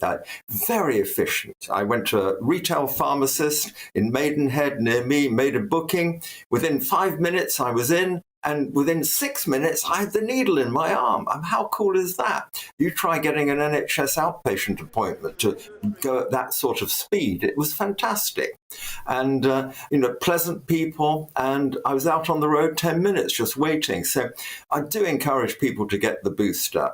I mean, what we don't know, of course, is how long the immunity lasts. And the evidence for the boosters in the medical literature is really quite potent, that the Pfizer, the AstraZeneca, it doesn't matter what one you have, getting a booster makes sense, especially for older people, but also for younger people as well. So do you think actually all adults are good candidates for the booster? I think so. I think all adults should get a booster. Why not? I mean, there's a bit of a little hiccup in the whole thing in that the NHS website says you can't have one till you're called. And yet the minister himself 2 days ago said, please go along. You don't need an appointment. You don't need to speak to anybody. You don't need the invitation by text. It's sort of madness that these guys really couldn't organise a party in a brewery. And that's my take on the whole thing. And I'm being polite here, of course. And, we need to get a better control on all this and get rid of the politicians and get those that actually know how to organise services, actually organising them. And are you concerned by the pace of the booster rollout? I think it has been slow, and I think it's been slow because people have been waiting for the invitation on their texts or on their emails. And I think encouraging people just to go, as we did at the beginning, just go and get one and allow places, the mass vaccination places, just to do it. The vaccination program here has been one of the triumphs of COVID. There's no doubt about it. The British system has been fantastic. I think where we've been let down with the booster is sort of half-hearted, and people don't know, they get put off, especially older people. You get told, no, come back in 3 days and we'll do it. When they've got vaccine, it's ready to go, let's just get it done. And, whether you're 6 months or 6 months and 3 days really doesn't matter. Just do it and let's get it over. Carol, figures in Lithuania around case rates are very, very high, in spite of the fact that they've got a strict vaccine passport system and compulsory face masks. Do you think the case for vaccine passports, masks and lockdowns is now crumbling? I think it's totally crumbling. I'm like you, I'm a great liberator of the whole thing. Mm-hmm. And a lot of it is just a farce. The masks are, to be honest, quite a farce. They're not that good. They're not that effective, especially the way people are wearing them and the material they're made of. If you're going to do it, you're going to have proper masks with, FP3 masks. You're going to have to wear them with nozzles on. And, the people in your screenshot there are just wearing flimsy paper masks. They stuff in their pockets and they bring them out. I do the same when I used to have to wear one. But we can't do that. We've got to, ditch them and just move forward. They're also a symbol of some sort of fear, which we've got to get rid of. We've got to come out of this completely and not worry about it and just treat it like the common cold or the influenza. Sure, both of those diseases kill people, there's no doubt, but we live with it. And that's where we've got to go with COVID, as quickly as possible. And what are your thoughts about the NHS going into winter? Can it survive an inevitable winter crisis plus COVID? That's one of the great problems. And throwing money at it, 5.9 million, which if you do the back of the envelope calculation, billion, I get confused when it comes to big numbers, but 5.9 billion is £1,000 for everyone on the waiting list, that's all it is. Now, most operations cost more than £1,000 if you actually take the total care, ICU bed necessary and so on. A heart valve replacement costs about £30,000. So this is a back of the envelope throw out. But everyone's sound, if it was in your account, Mark, and my account, we'd think, 5.9 billion, this is great. But it's not like that. It doesn't buy a lot of healthcare for a lot of people. And there's more than 5.9 million people waiting for something from the NHS. There's nearly 10 million on some sort of backlog somewhere. And we've got to prioritise it and just get on with it. And there aren't the staff to deal with it. You can't suddenly make up staff like people coming from some other country at the weekend to do something. It doesn't work like that. Professor Carol Sikora, your weekly appearances on Dan Wootton's show are a source of great comfort and reassurance to me, and I know for our many viewers too. So thank you once again, and we'll catch you in a week's time, Professor Carol Sikora there, our outsider, but the kind of outsider that you want on your side. Coming up in Uncancelled at 11, this is a big one. Russian politician, activist and author Mikhail Sveftov on Putin's Russia. But next in the media buzz, have the Tories turned into lefties? We'll discuss that next.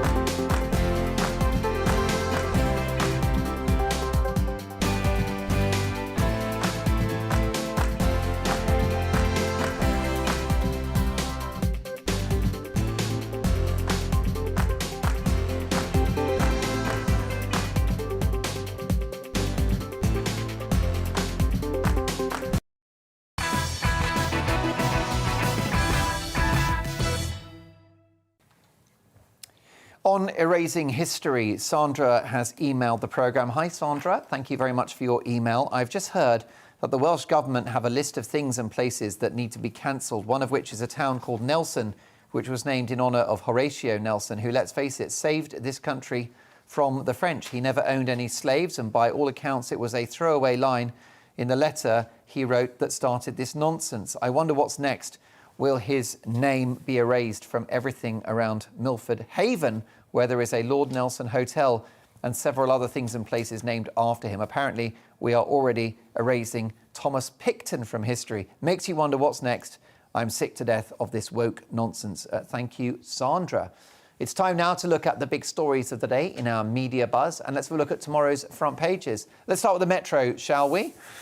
Recycling trashed by Boris. PM accused of losing the plot the week before COP26. Boris Johnson has trashed his own eco-policies days before Britain hosts the global COP26 climate summit by saying recycling doesn't work. The PM, who frequently trumpets his green credentials, told an audience of children at Number 10, recycling isn't the answer. It doesn't begin to address the problem. The recycling thing is a red herring. He insisted companies must produce less plastic to begin with, but Simon Ellen of the Recycling Association said, wow, I think he's completely lost the plot here. His own government has just invested in the resources and waste strategy, the most groundbreaking recycling legislation and plan we've ever seen. OK, let's go to The Independent next. Sudan military coup met with protests. Demonstrators gather in the streets of Khartoum yesterday to denounce the detention of civilian leaders. More problems in that crisis-hit country. Touch and go for COP26. Success, warns Boris Johnson. Hopes for a breakthrough on tackling the climate crisis at COP26 are fading after Boris Johnson admitted he's worried the summit, due to start in 5 days, will fail. This could be, by the way, rather clever expectation management. The Sun newspaper. Despite Will's plea, the Crown to recreate Bashir die interview. The frown.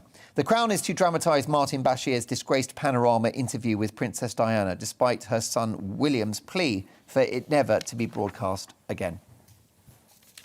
OK, where should we go next? Let's have a look at the I newspaper now. Sunak warned on lack of cash for schools. Case for helping pupils catch up has grown stronger, not weaker, says former top advisor, as fears grow that children will lose out in this week's budget. And there you go. So who knew? Schools need money, NHS needs money, justice system needs money, cops need money. We need a universal credit uplift. Everyone wants cash. It's a shame, therefore, that we smashed our economy into a brick wall for a year and a half. But there you go. That's just my opinion. Delighted to say, still with me, my fabulous panel, columnist and broadcaster Carol Malone, senior reporter for the I newspaper Benjamin Butterworth, and social commentator Esther Kraku. So we've heard from Carol Sikora. Shall we now put Plan B to bed once and for all? Here is some of the modelling from the London School of Hygiene and Tropical Medicine showing a no-change scenario at the bottom compared with various delays to a return to pre-pandemic conditions. In all scenarios, cases drop over the winter and longer delays only result in more extreme peaks. So has this put paid to Plan B? And more optimistically, does this mean the pandemic's over? Is it over, Esther? It is for me. I think it's one of those. It's like what is religion, or do you believe in something? It's like if it's not over for you, then it isn't over. But if it's over for someone else, then technically it's over. I think on a statistical level, yes, the pandemic is over. I think the rollout of the vaccine really means that we should start treating it very much on a local level and very much with our freedoms at the forefront. I know certainly for me it's over. I don't think I ever want to hear the word COVID again until the day I die. Benjamin, what do you think? Is it all over? Is the fat lady singing? Oh no, I'll get cancelled for that. I mean, look. Not talking about anyone. I thought you were talking about me for a minute there. Never. Oh, I was trying not to say it. Look, you know, the thing is, it's not like religion at all, because you might be over COVID, but COVID isn't over. And particularly for people that have vulnerabilities and who haven't had their booster jabs, who need it, those people are certainly very nervous. And the difference, between religion and COVID is that, the Sky Fairy isn't real, but COVID very very much is in our lives. And, you know, this modelling, that's the word. Modelling, by the way, it's a bit like polling. I think that was a Freudian slip. No, I looked at Carol and it's not accurate. He looked at me when he said the word model. You did? I did. Yeah, I saw that. I thought Linda Lusardi was in the studio. What do you want? But you know, this modelling is obviously very encouraging, and I think whatever you think about restrictions, we should all take heart from the fact that this looks like people will be safer and Christmas should be protected by this.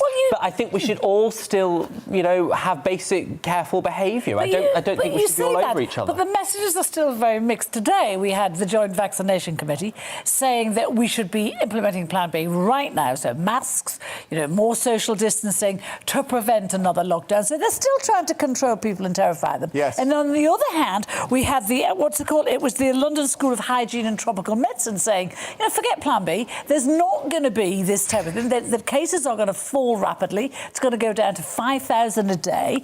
And whether you employ Plan B or not, it will make no difference at all to the fact that infections are declining. Sorry, not infections are declining, hospitalizations are declining. And it's true. We've got 90%, 90% level of hospitalizations.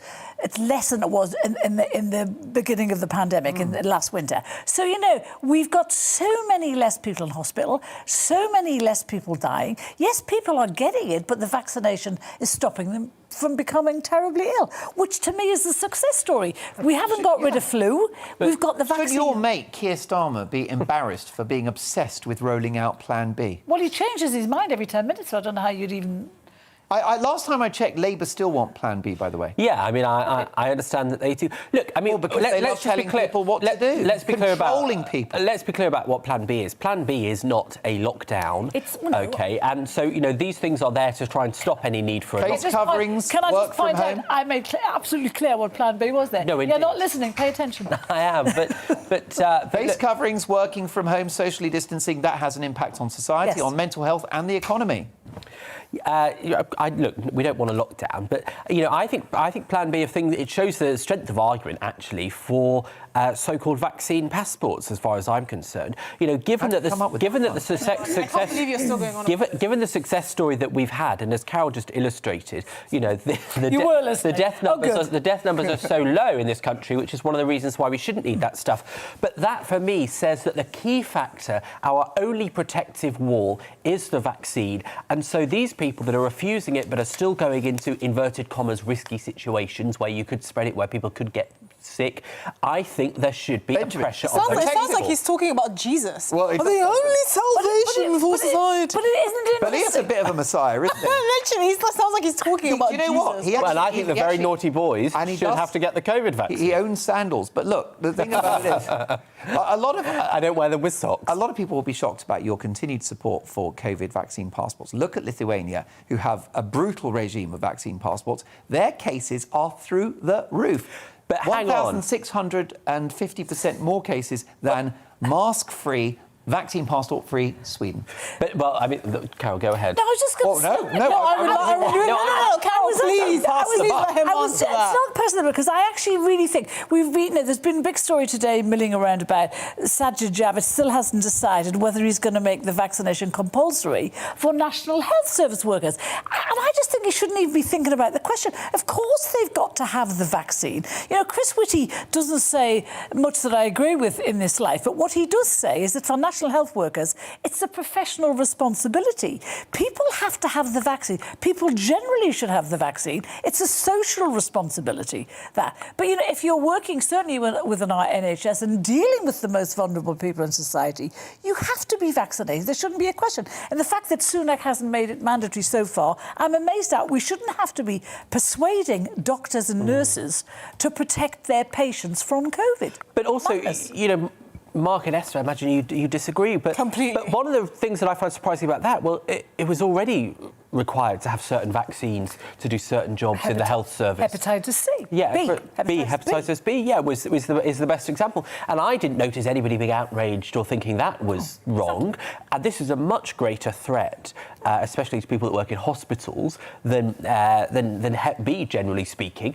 And so, of course, they should have to get COVID. Let me just say, there's 100,000 people in the NHS haven't been vaccinated. Oh, I wonder how many of those have had COVID and recovered and therefore Well, I don't care. I don't care. Fabulous immunity. If I'm having to have much better immunity than from the vaccine. Immunity wears off. Rolls-Royce immunity. No, it doesn't. It wears off. And if I Very have to little have a evidence third that one, why having shouldn't COVID I? and recovering has worse immunity than the exactly. vaccine. But immunity's fine for people that survive. What about those Pfizer scientists that were recorded saying actual natural immunity is better for you? But I think for me, the reason why, yes, doctors and medical professionals are required to be vaccinated for certain illnesses. This was pre-pandemic.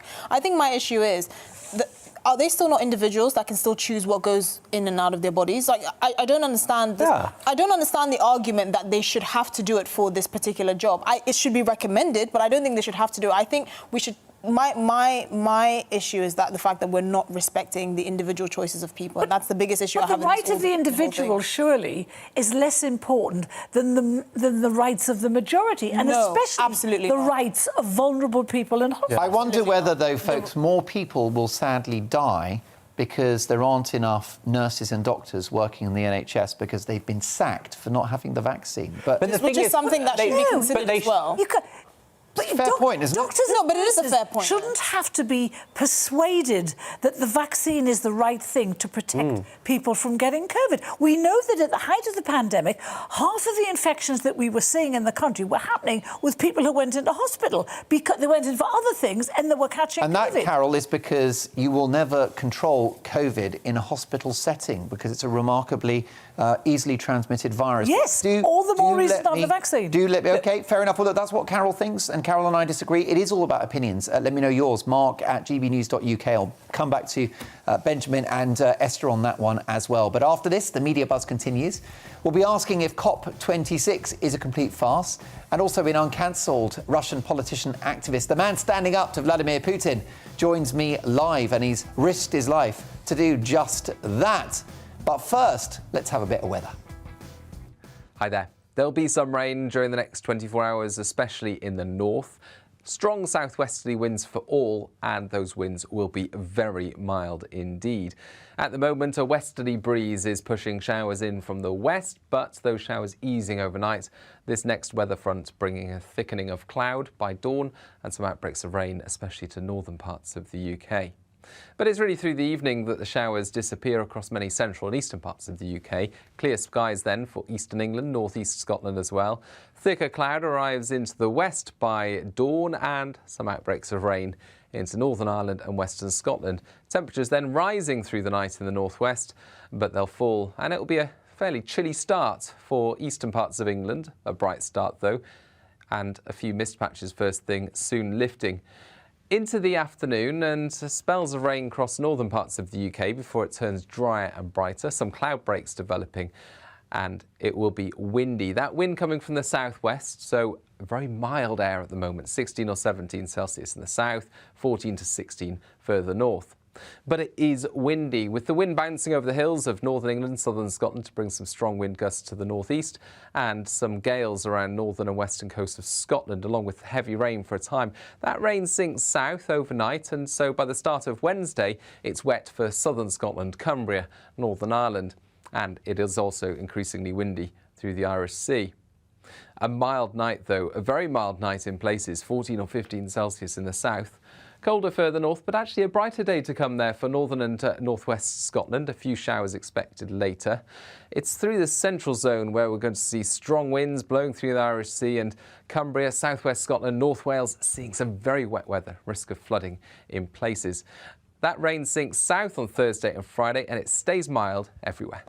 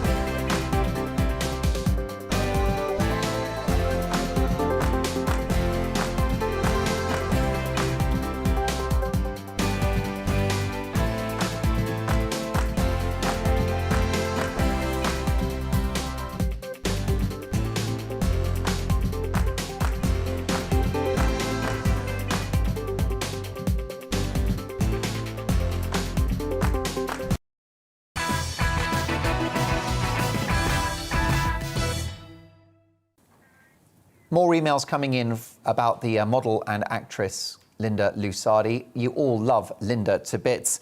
And Leona says, Mark, I think Linda Lusardi is wrong. Page 3 should not have had its day and should still be going. Content is much more extreme in today's world, and the innocent fun of Page 3 was a giggle for men and women and enjoyable, and a much more innocent time, as mentioned. Leona, thank you for your thoughts on that one. Maria on fat shaming. Mark, if I choose to stuff my face, I will be fat. Spot on Peter Lloyd about women wanting equality when it suits them.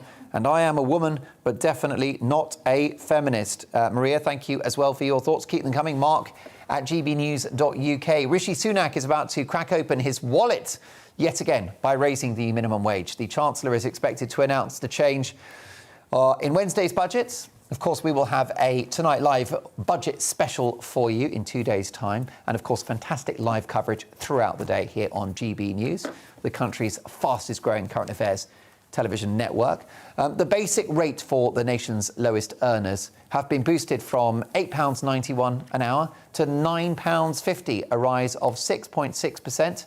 For anyone over 23 working 35 hours a week, that works out at over £1,000 a year before tax. The move would mark the delivery of a key manifesto pledge for Labour. That's right, they went into the last election in 2019 promising to bump the minimum wage up to 10 quid. And after £66 billion was already splashed on people's wages during furlough, you have to ask, have the Tories been liberal with their spending? Are the Conservatives now a bunch of lefties? Well, let's put that to my panel, Esther, Carol and Benjamin. Esther, let me start with you. Do you think the Tories have become the socialists? I just don't even recognise them as Conservative anymore. But I think for me, what is the logic of increasing taxes and then increasing minimum wage? What exactly are you trying to achieve? And, of course, inflation eats away at pay rises as well. Yeah, but, I mean, you just said there, Mark, this, have they turned into a bunch of lefties? No, but they do have a duty of care to all those lifelong Labour voters who voted Tory in the last election. And Boris stood on the steps of Downing Street and he said, we will not let you down. We will become a one-nation state. And he's been talking about it ever since. He's been saying in recent weeks, no more cheap imported labour, no more slave wages. He's going to look after working people, which is absolutely what he should be doing. But this is at the risk of losing his base. Because you look after workers. No, this is the Tories losing their base. It's not like the I'm sorry, it's not like they gained a base. It's not like I'm sorry. It's the last election was a unique circumstance because the entire Labour Party was absolutely defying the will of the people that usually vote for them, and that's the only reason why they voted for Boris. But for the Tory Party to completely dump its base in the hope that these people that had a one-off vote for them to completely hold on to them, it's ridiculous. The only reason why this may work is because the Labour Party is in tatters at the moment. And actually, quite frankly, so is every other major political party in the UK. Esther, you're saying that you think the Tories would lose the election because they increased the minimum wage. I think the Tories will lose the election because they're no longer a Conservative party. Look, I think one of the reasons that they would have votes at risk, I don't actually think they're going to lose the election, regardless of what they do, sadly, but I think is the fact that, we're going to have inflation is estimated to be about 5% in the next 12 months. In September, it was 3.1%, which is already higher than it has been in a very long time. Why do you think that is, Benjamin? Why do you think that is? And so you're going to have inflation of about 5%. And then they've just introduced this new national insurance, which affects the lowest paid more acutely than it affects the top. But hold on. Why do you think inflation is going up? Why don't you answer that? This is to do with the pandemic, Esther. Because of all sorts of reasons. Well, yes, but a huge part of it was the spending during the pandemic and the fact that they literally crashed the economy into a brick wall. This didn't just happen out of nowhere. What choice did they have? Esther, what choice did they have during not to lock down for as long as they did? They could have taken the choice of Sweden and not locked down. Or at least given people a choice. Trusted people to make a judgment about the dangers of whether to live life for 18 months. You can't have a choice. Without That's not how a virus works. What happened in Sweden? What happened happened in Florida? Yeah, what happened in Texas? Sweden? Did Mark, you know that cases in Florida are the lowest in America, Benjamin? Mark, you tell me. Wait, no, can you answer that? Answer that I will fact. tell you. Answer that Speak fact. for a second. Answer that Mark fact. says what happened in Sweden. I'll tell you what happened in Sweden. They have doubled the number of deaths based on a similar population and a similar demographic as Norway in the neighbouring country. Because and so they if you didn't say, you say, why didn't we do Sweden? They didn't protect I the care say homes. because we wanted to protect our own people, and you know full well you can't isolate a virus. Benjamin, and it's the right thing let to me do. take you up on that. Sweden has a higher per capita death rate than other Scandinavian countries because they exposed their care you admit homes, it. which happened in the UK as You well, admit it. and for You which put they a price on apologise. life. However, they have 15,000 people, very sadly, have died from or with COVID. 15,000 in a population of over 10 million people. Average age of death over 80. They preserve their economy. They preserve their mental health. They preserve their liberty. So I assume, sorry, if your grandparents are alive or if you have friends of that age, I assume you say, oh, well, they're 80, who cares? Well, fewer people it will does die. put them at a higher Esther, risk. Is that your attitude? It does put them at a higher risk. Are we going to pretend like these things don't matter? Being overweight, being of a particular age group, having underlying health issues, these do matter. We've moved away from the question of why the Tories have increased the minimum wage. It's not a lot to do with COVID. It's about looking after working class people. But it's not going to do much if everything is more expensive. Well, but it's going to be expensive anyway because of inflation, and we know the reasons why. But all the more reason to protect working people whose wages are lower than middle, obviously. Look, I'm afraid it's the right thing to do. It's certainly it's the right thing to do to raise the minimum wage, especially with the period that's coming of high inflation as a sector, as we've just discussed. But with the national insurance rise that will affect them more acutely, more percentage-wise than it will wealthier and older people, well, I think that's going to hit them. And, if you earn 25 grand, you've already lost 154 quid extra. Absolutely. So, much of this has already been eaten into. Can you imagine the criticism Boris would get? He did say on the steps of Downing Street when the Tories were elected, we will not let those red wall voters down. We must not let them down. Can you imagine what would have happened if he hadn't done this? Esther, last word. Well, if they had controlled spending and actually acted like a Conservative party, we wouldn't be in this situation in the first place. You cannot tell me that I'm going to take... but how does it make sense? How does it make sense? I'm going to take more of your money and just give you a bit more change to soften the blow of me taking more of your money. Does that even make sense to anyone? Pandemics trump party politics. No. On every level. They don't. I think we've had far too much politics in this pandemic, but that's my view. What do you think? Mark at GBNews.uk. It is never boring with this panel. Fantastic stuff. Now I know why Dan has so much fun every Monday. Lots more to come.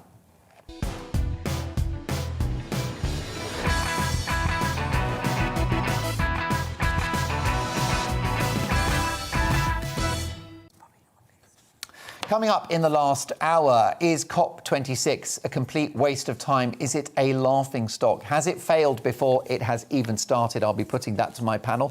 Plus, we'll be playing a great British game show tonight. That's right, a fun game based around a big news story of the day.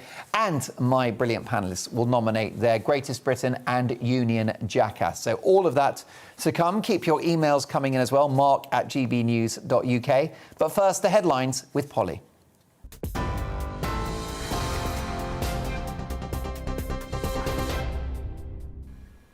Your latest GB News headlines. The Metropolitan Police have apologised to the family of Bieber Henry and Nicole Smallman for their initial response to reports the girls were missing. The sisters were found killed in a North London park in June last year.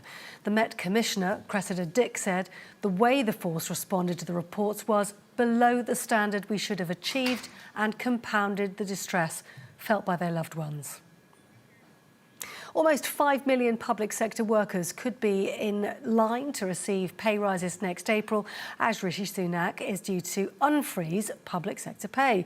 The Chancellor, who already announced a rise in the national living wage, said he would end a one-year COVID temporary pause imposed last November. A new nationwide injunction has been granted against Insulate Britain protesters following a day of further demonstrations. The Department of Transport said the High Court had granted the interim injunction against members of the climate change group who caused disruption on any part of the strategic road network in England. The Middle East Minister James Cleverly has called Iran's detainment of British-Iranian aid worker Nazanin Zaghari-Ratcliffe indefensible and unacceptable. His comments came as her husband began his second hunger strike in 2 years after her latest appeal for freedom was rejected. Richard Ratcliffe is sleeping outside the Foreign Office in London, demanding the UK government does more to secure his wife's release.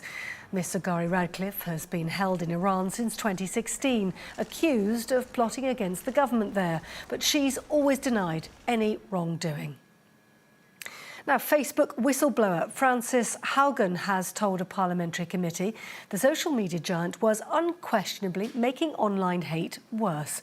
Ms Haugen gave evidence to the Joint Committee for the Draft Online Safety Bill as part of government plans for social media regulation. The Facebook founder, Mark Zuckerberg, previously rejected her claims, saying her attacks on the company were misrepresenting the work that it does. And lastly, for most of us, the mere thought of visiting the dentist is dare I say, bearable. But spare a thought for this polar bear that's just undergone root canal surgery at a wildlife park in Yorkshire. The 3-year-old Sisu underwent an hour-long operation after keepers noticed the 600-kilogram animal had broken a tooth. Yorkshire Wildlife Park says Sisu was a perfect patient and has fully recovered from the procedure. What a lucky molar bear. You're up to date.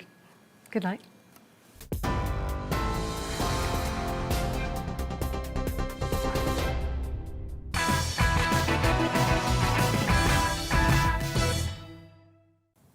Brilliant stuff. Thank you so much, Polly, for those news headlines.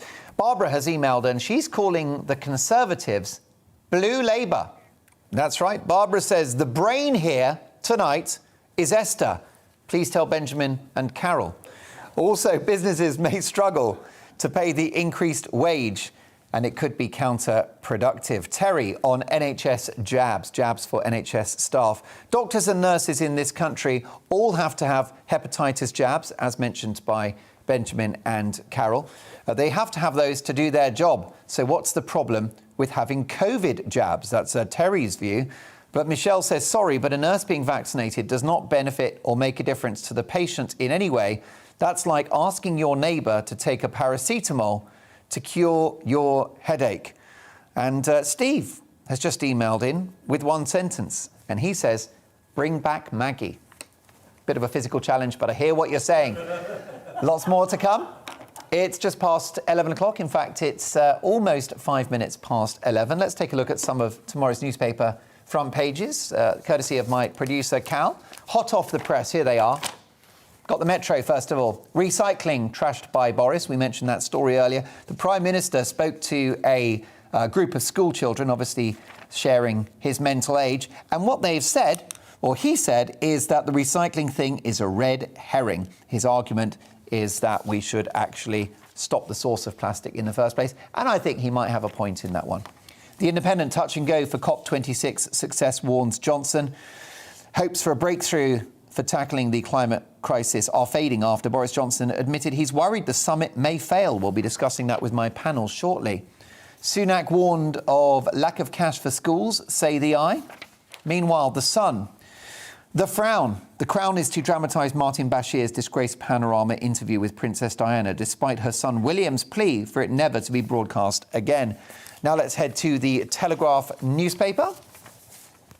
And the Telegraph have got this. Pay rise for 5 million public sector workers. There you go, another example of blue Labour. Excellent work there, Barbara. I think that one will stick. Where should we go next, Faye? Let's have The Guardian now. Sunak to scrap public sector pay freeze amid cost of living crisis. Economists say measure not enough to make up for inflation rise and cuts. A point made very succinctly and eloquently by Benjamin. Tories on back foot over river sewage row.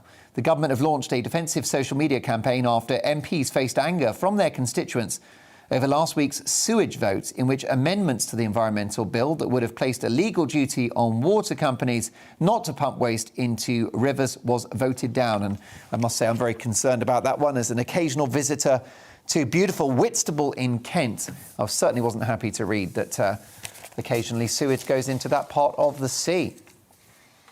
Now, the Times newspaper, brace for a winter of rising costs, drivers told. Guys, is it just me, or are you sick of the verb brace? You've got to brace yourself for COVID cases, brace yourself for inflation, brace yourself for a fuel crisis. Have you had enough of this Project Fear? Because I know I have. Anyway, the Times have said motorists face a winter of rising fuel prices. This after the cost of petrol hits a record high. And I must say, I've got a tiny 125 moped, and even the price of filling that has got quite expensive.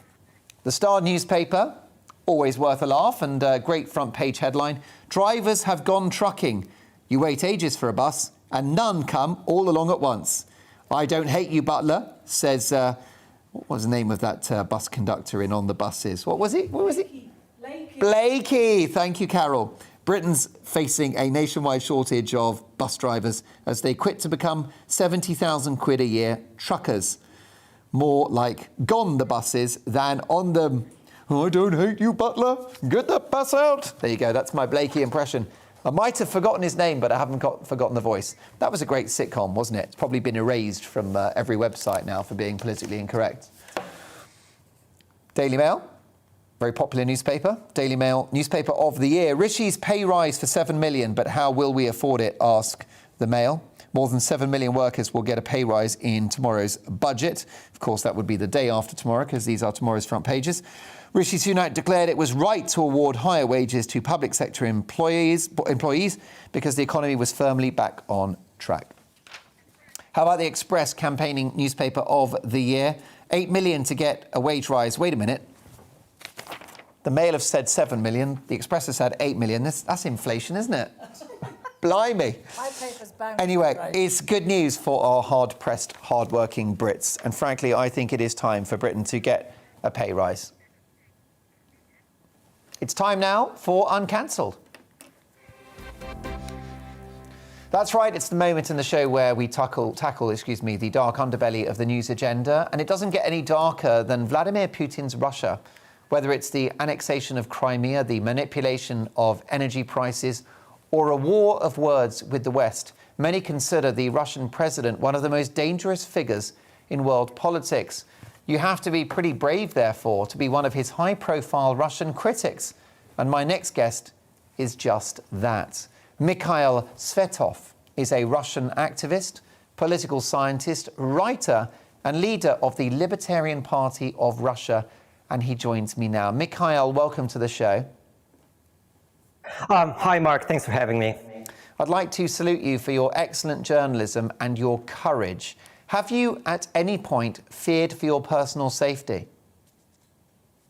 Well, doing politics in Russia, you're afraid for your safety all the time. I've been attacked several times. I think the worst thing that happened to me was in the city of Kemerovo, where I planned to read a lecture, and I was attacked in the airport. I was taken off the plane and locked in a room. I was beaten up by people with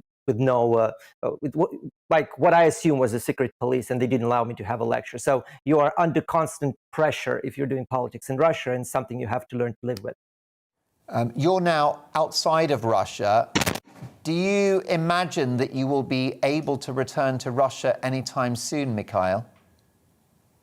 I hope so. I'm not certain that it will be possible, frankly, because a lot of my friends are in jail right now, and the crackdown that we've been experiencing in 2021 has been unprecedented, to be honest. So I'd say it's dangerous, and I'm not sure it's wise anymore. Mikhail, you were jailed yourself. Why were you jailed? Yes, a number of times, mostly for trying to organize political rallies. And Libertarian Party of Russia and myself, we organized some of the biggest rallies in the modern history of Russia. Some of them reached over 60,000 people on Sakharov Square. And basically, when you organize something that successful, you are being punished for that. You're being punished for raising social issues. You're being punished for raising political issues, basically for trying to do politics. So that's the main reason. Yeah, those are the pictures of some of the rallies that I organized. And the protests that we're currently playing out on your screens are protests bravely organized by Mikhail. Mikhail, let me ask you about Russia. Russia has elections, but is it a democracy? I wouldn't call it a democracy. What we have is a sham election, basically. It's the election in name only. So you're allowed to go and vote, but basically it doesn't matter who you vote for. What matters is how the votes are being counted. So, and they're being counted by Putin. Always in his favor, always in the favor of the candidates that come from the party of United Russia. That's Putin's party. So it doesn't really matter who you vote for. And even so, even though that the elections are completely controlled, you're not even allowed on the ballot because it's assumed by Vladimir Putin that if you're allowed on the ballot, it creates a cloud.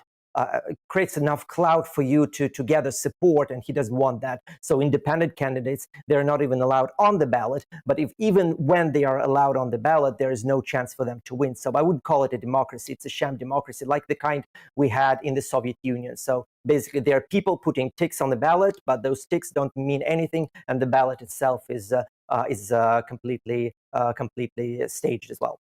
Mikhail, you have organised live demonstrations. How important is online rebellion?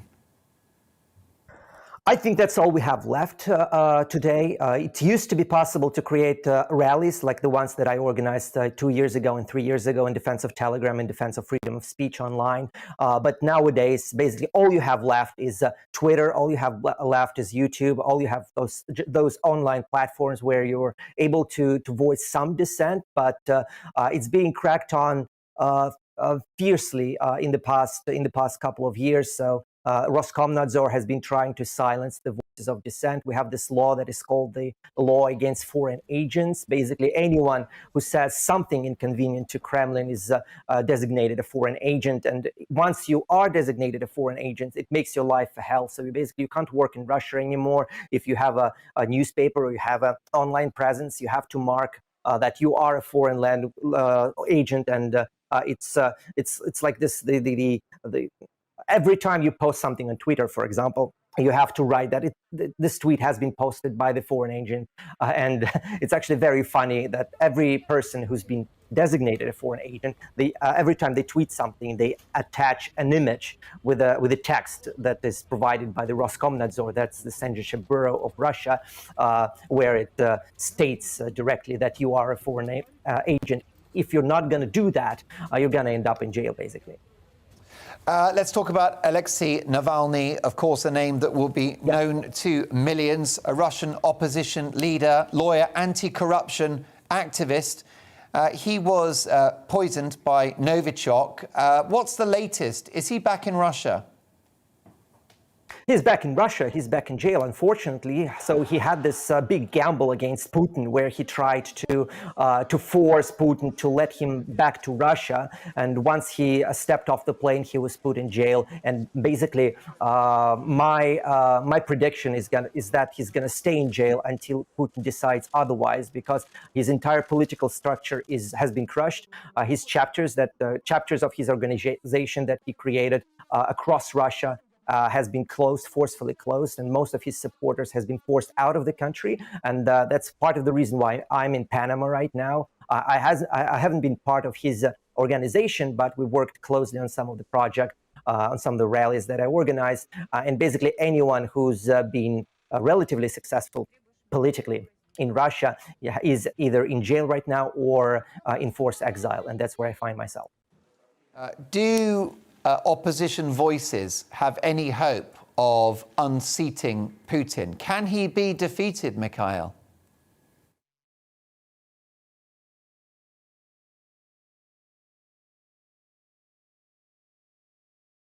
Did you get that last question? Do you think that Putin can be brought down? Really sorry, we're having a bit of trouble with the line to Mikhail. It's a very, very chilling story. And I think this conversation will remind you, if you needed reminding, that Vladimir Putin is a very dangerous figure, a toxic figure, not just within Russian politics, but on the world stage. This is a man who is a global bad actor, who wishes ill on every Western country, and is pretty bad people. Let's bring my panel in on this. Esther, Benjamin and Carol. I mean, Benjamin, you have to worry, don't you, for the future of Russia, given the fact that Vladimir Putin is still a young man, in relative terms, with an iron grip over his country. He is. I mean, I think it's not so long ago that the constitution was changed to centralise so much power in his hands about the role that he'll have as he moves on from his current office. And, you know, I think the world should be afraid of Russia because they funnel so much money through back alleyways to cause so many of the conflicts and the wars that have plagued us in the past 20 years, you know, in the time that he has been in significant power. And I was looking this up not long ago. You know, we don't know how much Vladimir Putin is worth, but the estimates are around $70 billion. So this is someone who has such disregard for his own people that he has spent decades funneling money into his pocket and into the pockets of his cronies. The Pandora Papers the other week found that his mistress had $100 million. I mean, this man has no limit, and I think we should be afraid. The only caveat I'd say is that Russia isn't a particularly rich country, maybe because it's so badly managed. And I think the serious threat to the world's future is China rather than Russia. Well, I agree with you, Benjamin. Russia is a relatively poor country, but the wealth it has clearly is abused and wasted in the hands of a small few. Mikhail, I'm delighted to have you back with us. I was worried there that old Vladimir had flicked the off switch. No, I'm sorry for that. No, it's no problem. And Carol Malone and Esther Krakow, both journalists, are with us on this conversation, as well as Benjamin Butterworth. Mikhail, do you think, Mikhail, that Putin can be defeated at some point? Are there enough opposition voices to stop this man? There's enough dissent in Russia to cause in Russia right now who can actually do something about Putin, unfortunately. So Alexei Navalny had a best shot at Putin's power, and he had a large popular support, but as it turns out, it was not enough to make a dent on Putin's regime, unfortunately. Esther, what are your thoughts about this? You just have to wonder where is sort of the rule of law in Russia. I think that's my question. How can, you know, such a political figure have such a an iron grip on the rule of law in Russia that you can effectively exile people that you disagree with? What are your thoughts on that? Basically, it's not the rule of law, it's the rule of a man and his clique. So he has this very mafia-like structure where everyone has compromise, has some compromising material on each other, and that keeps them very strongly bound together. And I think that's the secret to his power. So because everyone, if anyone talks, everyone goes down with this person. So everyone is. It makes everyone reluctant to talk. It makes everyone reluctant to dissent against each other. So it's like a cozy poster. It's like a mafia house. It's a shocker, Carol. Mikhail, can I ask you a question? I'm fascinated by the fact you just said not a single politician in Russia can do anything to stop Putin currently. But here you are. You're a journalist who, on a daily basis, would face beatings or jail or death even for the job you do. Tell me why it is you continue to do it, and what difference do you think doing it can make? Well, because I love my country, I believe in my country, and I think it deserves better than Vladimir Putin's regime. And that's what motivates every political activist around the globe, I think. So there's nothing special about myself. Everyone, for your country, you would do the same, I believe. So I'm not sure you're right, actually. I mean, we're sitting here in a warm TV studio in London. We're all journalists. We all work very hard. We do nothing like you do. We don't make a difference in the sense that you do.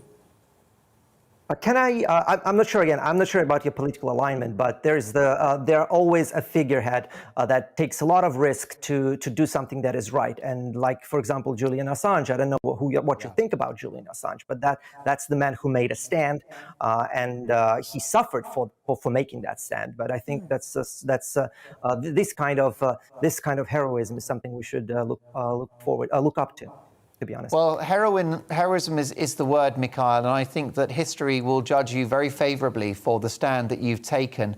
And I do hope that in time you and your supporters prevail. And thank you so much for joining us, and I hope we get to speak again soon. Mikhail Svetov is a Russian activist, political scientist. Thank you, Mikhail, also leader of the Libertarian Party of Russia. What an articulate and courageous man. Remarkable stuff, and I completely agree with what Carol said there. Well, lots more to come. Why is Rishi Sunak in Benjamin Butterworth's bad books? It's not only about the universal credit uptick, a lot more than that. Plus, we will reveal today's Greatest Britain and Union jackass. But next, in the media buzz, has the pandemic killed off formal dressing? We'll discuss that. And we will have a live makeover in the studio. Don't miss it.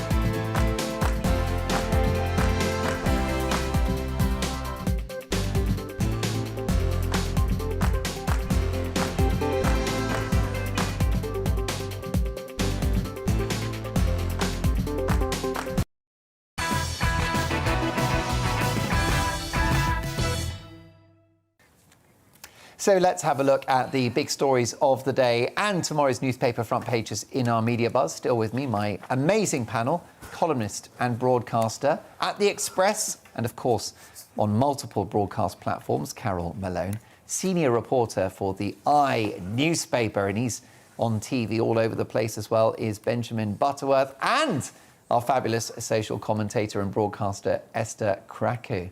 COP26 has been a joke so far in the lead up to the summit. Firstly, we were introduced to Bonnie the Seal, a recycled mascot that cost a taxpayer 1,600 quid and was first used for the Euroswim 2019 championship, now brought out to encourage world leaders to reduce emissions. Then it was revealed that the host city Glasgow has a massive rat infestation, with Glasgow City Council admitting the rodent population had exploded by 25% during lockdown. And earlier today, Boris Johnson at a press conference with children this morning admitted that he was worried that the summit won't result in agreements being made. So I think it can be done. It's going to be very, very tough, this summit. And I'm very worried because it might go wrong and we might not get the agreements that we need. And it's touch and go. That, Esther, is pure politics. That's the Prime Minister delivering expectation management. Yeah, for climate change. I mean, I'm very sceptical as to whether actually people voted for this sort of green agenda that's been coupled with Boris. And we all know that, his election in 2019 was very much a protest vote. But now it's coming with all these sort of uncontrollable spending or uncontrolled spending, raising taxes to then raise minimum wage, which doesn't make sense. And now this ridiculous green agenda that is it's really just going to make winter hard for everyone. everyone. It's not. It's also the Green agenda is not on brand, is it? Yeah, exactly. So it's not a Conservative Party. I don't know where to be honest, I don't even recognise. Well, I think what's going to happen is that at the next election, Benjamin Butterworth is going to vote Tory. I wouldn't hold your breath, honestly. I think you'll iron your shirt before I'll vote Tory. Look, bravo. We're going out on you. Look, you know, I mean, COP26 is really important, you know, not just for the environment, that's obviously the most important thing, but also I think for Britain's role in the world, it's important that we do a good job, that we seem sincere and authentic about this. I don't think the £1,600 for the seal to seal the deal. That's what we need to do.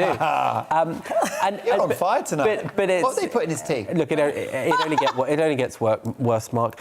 Look, I think it's really important. And also the questions over whether the Queen will be well enough to attend. That's been in the papers in recent days. Look, I think we all have to get behind this because we need this to be like the Paris Accord that came out a few years ago. The world needs to take action. And, you know, I fear that some of the leaders aren't going to be in the room, some of the leaders we've talked about tonight, and that could cause massive You mean the ones polluting the most? That's the irony. President Xi. Yeah. Carol, I have a problem. Did I?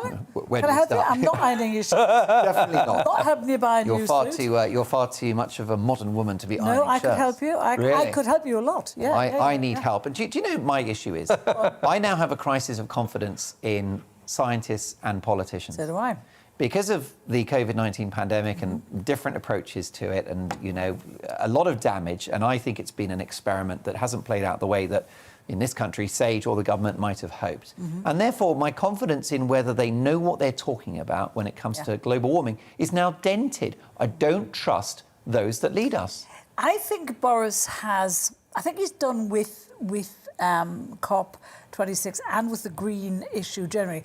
I think he's set expectations too high. I think he's over-promising without having done the maths. We know that if we're going to get to zero carbon by 2050, if we're going to reduce them a lot by 2030, this is going to cost, the cost per household is going to be about 50 grand. You know, to make our houses the way Boris is saying they have to be. Now, families can't afford that. I don't Who signed up for if this? the government are going to promise 5 grand to get the new boiler. It doesn't matter. It's not going to be enough. And people can't afford it. And we even see with Extinction Rebellion protests that they can't afford to do what they're asking the rest of us to do.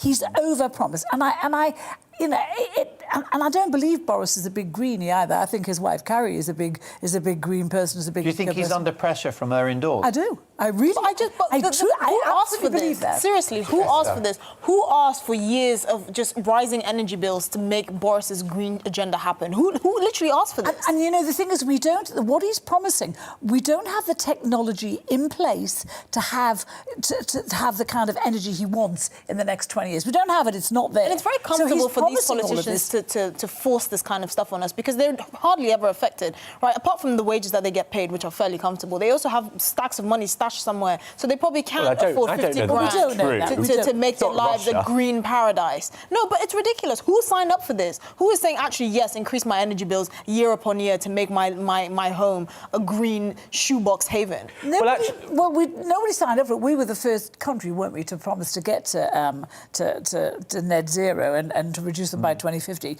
But again, that hadn't been worked out. The math hadn't been done. And it should have been, because we're going to look very silly. And, you know, we can have this conference and we say what we like at this conference. If Russia and China are on there, the two biggest polluters on the planet, it makes no sense. And on that, we can all agree. I think we're going to return to this conversation in the next 24 hours. Meanwhile, a businesswoman has claimed that parents who work from home are setting a bad example to their children and compared the work set up to families who rely on benefits. Speaking on Good Morning Britain, Tina Knight said that parents continuing to work remotely could be harmful to future generations of workers. Take a look. It is setting a bad example, and I actually did read very quickly this morning, so it was skip read, what the gentleman said. And he used as an example the business of unemployment benefits and how that has now set bad examples. You've got 3 generations of families now that have never gone to work because it's a mindset. The sense of entitlement of people nowadays is absolutely incredible. In my day, which obviously I'm a dinosaur, according to former speaker, was a day's work for a day's pay. Don't see what's wrong in that. Thanks to GMB for that clip. She argued that in the first few months of the pandemic, Brits had adopted a euphoric Dunkirk spirit. Productivity spiked, but she says she believes long-term impacts could be more harmful. Carol, what do you think? You know what?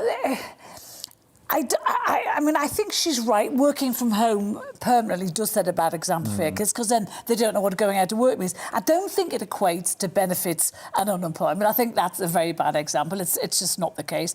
But part of me also, I don't accept that people who work from home work as hard or as long or are as dedicated as they would be and they're in the office. And what she talks about, a sense of entitlement, I think she's absolutely right. You know, employers who pay your wages have a right to demand that you're in the office to work, where they can see you, where they can tell you what to do, where they can put you right or wrong. That, I think, is a given. But also, I don't understand why people don't want to be in the office, because you get a buzz from being at work. Yeah, and the collaboration is a lot better in the office, yeah. You spark off each other, you get ideas. When you're sitting at home in your gym jams all day, and let's not pretend that we don't, because we do. You know, when I'm on telly during the day at home, from down there, it's a catastrophe. It's gym jams and joggers and mess. Beauty is in the eye of the beholder. Well, it's all you can see from the top up. But, you know, and I don't believe we are as productive as we were from, because we're not getting ideas from other people. I mean, look, I think there are two sides to this, because especially as a young worker, and it's increasingly the word young is becoming less applicable. But, you know, if you've just gone into the workplace, if you're new to a company, if you're new to whatever industry you're pursuing with your career, then there is a definite value to being in the office to learn from your more experienced peers. And also, especially if you live in a city in this country, rents are high, accommodation is often not particularly good, and so you've got people my age in their 20s, I am in my 20s, and they're still crammed. I'm counting the months, and they're crammed into these houses which aren't nice. So, you know, I am not against working from office in some kind of principled way. That's not your employer's problem. But actually, I think you should have a right to choose. You know, those people. I'm sorry. You use those words. I feel like it would trigger me. Those people should have a right to go in if they're in, you know, a bad situation at home. But also, and this woman used the example of saying you're a bad parent. You have no right to dictate where you work. What happens if your employer has a right? He has a right to say, OK, if you're not coming in the office, I'm going to pay you a third less of your wages. Oh, yeah. Well, no, you should be paid more to work at home. Oh, don't talk nonsense. Oh, my God, it's just getting worse. You're having to pay for all your bills and all your Wi-Fi. To be controversial. No, I'm not. No, I'm not, because this is a question that actual employers have posed. You're not paying for lunches outside, you're not paying for your travel. Yet a lot of the people in London are still claiming London waiting, even though they're working from home. And I'm talking civil servants. Well, they're still paying London mortgage or rent. You lose a lot of soft skills. I mean, young people in particular, you think this is great. Oh, we're young, we can work from home. Young people lose a lot of soft skills by just being behind a computer all day. Being in an office, interacting with people, learning professionalism, learning actual basic, even sales skills. It's important. And you actually see this gap with people that have been working from home, that had not had real work experience before then, and the difference between them and people that actually went out to work and being able to relate. So much, this attitude, you know, it's not an attitude, it's a fact. It is an attitude. It's set like the internet never happened. You know, we've proven how much of we're all our now lives. antisocial weirdos. I wonder, though, whether the early success of home working was fool's gold, because for a few months anybody can stay at home and work. But as a long-term experiment, I wonder whether the consequences could be dire for mental health. I'm sorry, and this is a very antisocial generation we're living in right now. So just saying the internet didn't happen is not a positive thing as well. Young people are very antisocial. Young people are having less sex as well. The fact, so, you know. Well, I'm just saying. Hopefully they're not doing that in the office. But you know, look, as to what you get, so it's your choice. But you know what? You know, I think that people actually could have a lot better work-life balances. You know, in this day and age, especially with the cost of living that is so high for renters, people live hours from their workplaces. That's not your employer's problem. If you choose to live in London, but a good employer cares. If you choose to live in London, you don't choose, though, do you? If you choose to live in London, you choose to take the kind of job you get in London. You choose to take the kind. It's up to the employer. That's not fair. Choose to not pay you. Can you imagine having the audacity to tell your employer that you should have the right to work from where you want to? I mean, that is entitlement on steroids. That is entitlement on the roof. This should be considered a basic thing that people have the right to do. And you know what? You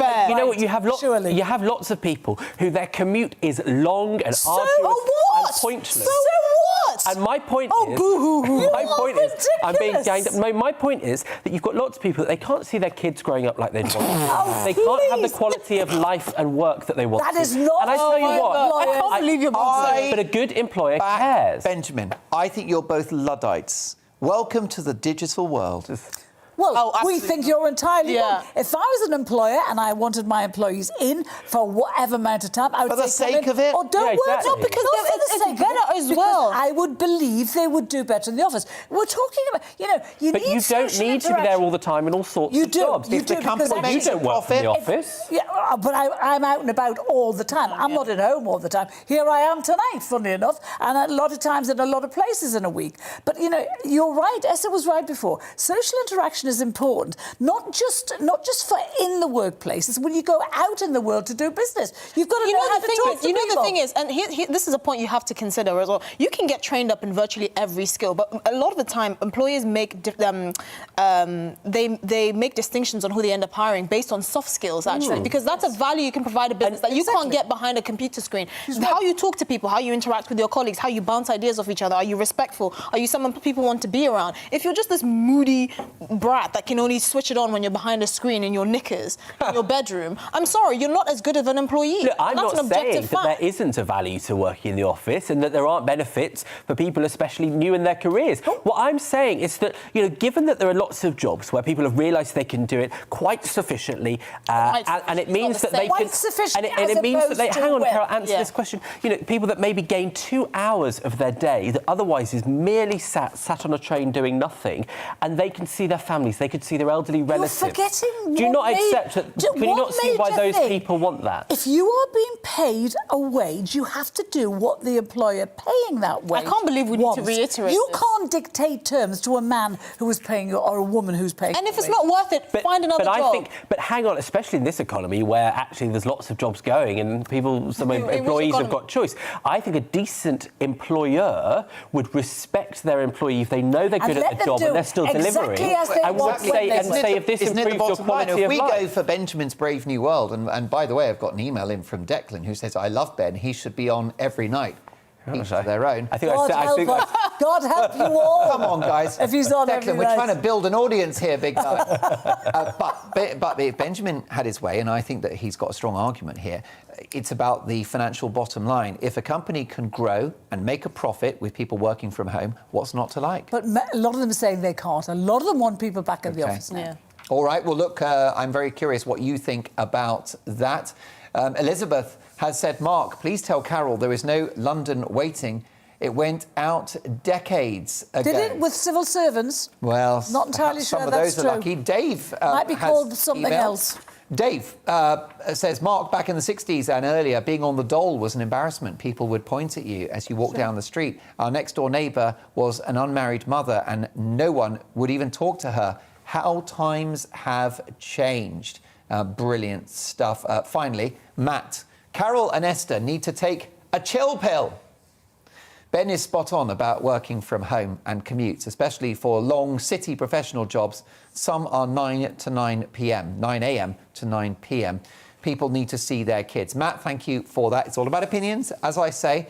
And I've got some really sad news for you. After 250 years of cutting cloth for kings, admirals, celebrities and prime ministers, Savile Row's most famous tailor could be closing down permanently. Jeeves and Hawkes and sister company Kent and Kerwin could soon be wound up if a rescuer cannot be found. Their Chinese parent company is facing a stark financial issue, and that iconic brand of Jeeves and Hawkes could be gone forever. The tailoring industry has suffered hugely over the pandemic, with demand having dropped as people started to work from home, which is all Benjamin Butterworth's fault. Now, the removal of VAT-free shopping for international customers could be the final blow. So is the suit dead? I am really sorry to hear about Jeeves and Hawkes. It's a great, great brand, and I really hope someone can save it, because Savile Row is the greatest street of tailoring in the world. TM Lewin is a shirt company that almost went bust during the pandemic, but went online, and I'm delighted to say they live to tell the tale, and I'm wearing one of their shirts. Open your jacket, let them see the mess of it. There you go. All the I'm flashing. So there you go. So I want all of these great brands to survive. But here's the question. Is the suit a thing of the past? I'm going to ask my panel to tell me which styles of clothing my producer Daniel should be wearing at work. So Daniel, let me tell you about him. He is fantastic at his job, incredibly clever, high energy, reliable, and just a brilliant person to have in the office. We love Daniel. But he does dress very, very casually. So at our meeting before the show, we speculated how he might look if he smartened up a bit in a suit. So your job, panel, is to decide which you prefer. Is it going to be casual Daniel or makeover Daniel sporting, yes, one of my suits? So here we go. Let's take a look at the video. First of all, on the left is Daniel in his civvies. So this is how Daniel actually came into the office, if you look on the left, in a very figure-hugging piece of knitwear and some very faded jeans. And the writing actually covers the fact that he's wearing a trendy pair of pumps. So that's on the left-hand side. On the right, he's wearing a suit by John Lewis. I don't know if you're familiar with the Kin range from John Lewis, but it's a Scandinavian style. That is my suit, I'm not going to lie. I believe it costs £130 for the trousers and jacket combined, which is a bargain. Nice. The tie, can't remember, and the shirt TM Lewin. Shoes, new look, because I do love a bargain. So the question is, Esther, which are we going for? Are we going for casual Daniel or smart Daniel? Definitely smart Daniel. Really? Why? I mean, a man in a suit always looks good. You think so? Yeah, it's a no-brainer. Do you think that the suit is dead? It's dying and it's very sad. It's very tragic. Every time I see a man in a suit, I just think, oh, that's someone who takes pride in his appearance. I can tell you a story about my dry cleaners. And don't forget. They're responsible for the shirt. she's got to watch everything twice because I am a mucky creature. But no, that's not. Oh my God! That's not the story. It's a bit nauseous, don't you? Just thinking I was how not they get expecting mucky that. That's definitely not the story. But I go to see this lady. She is a fantastic dry cleaner, and her name is Nure. She's Turkish.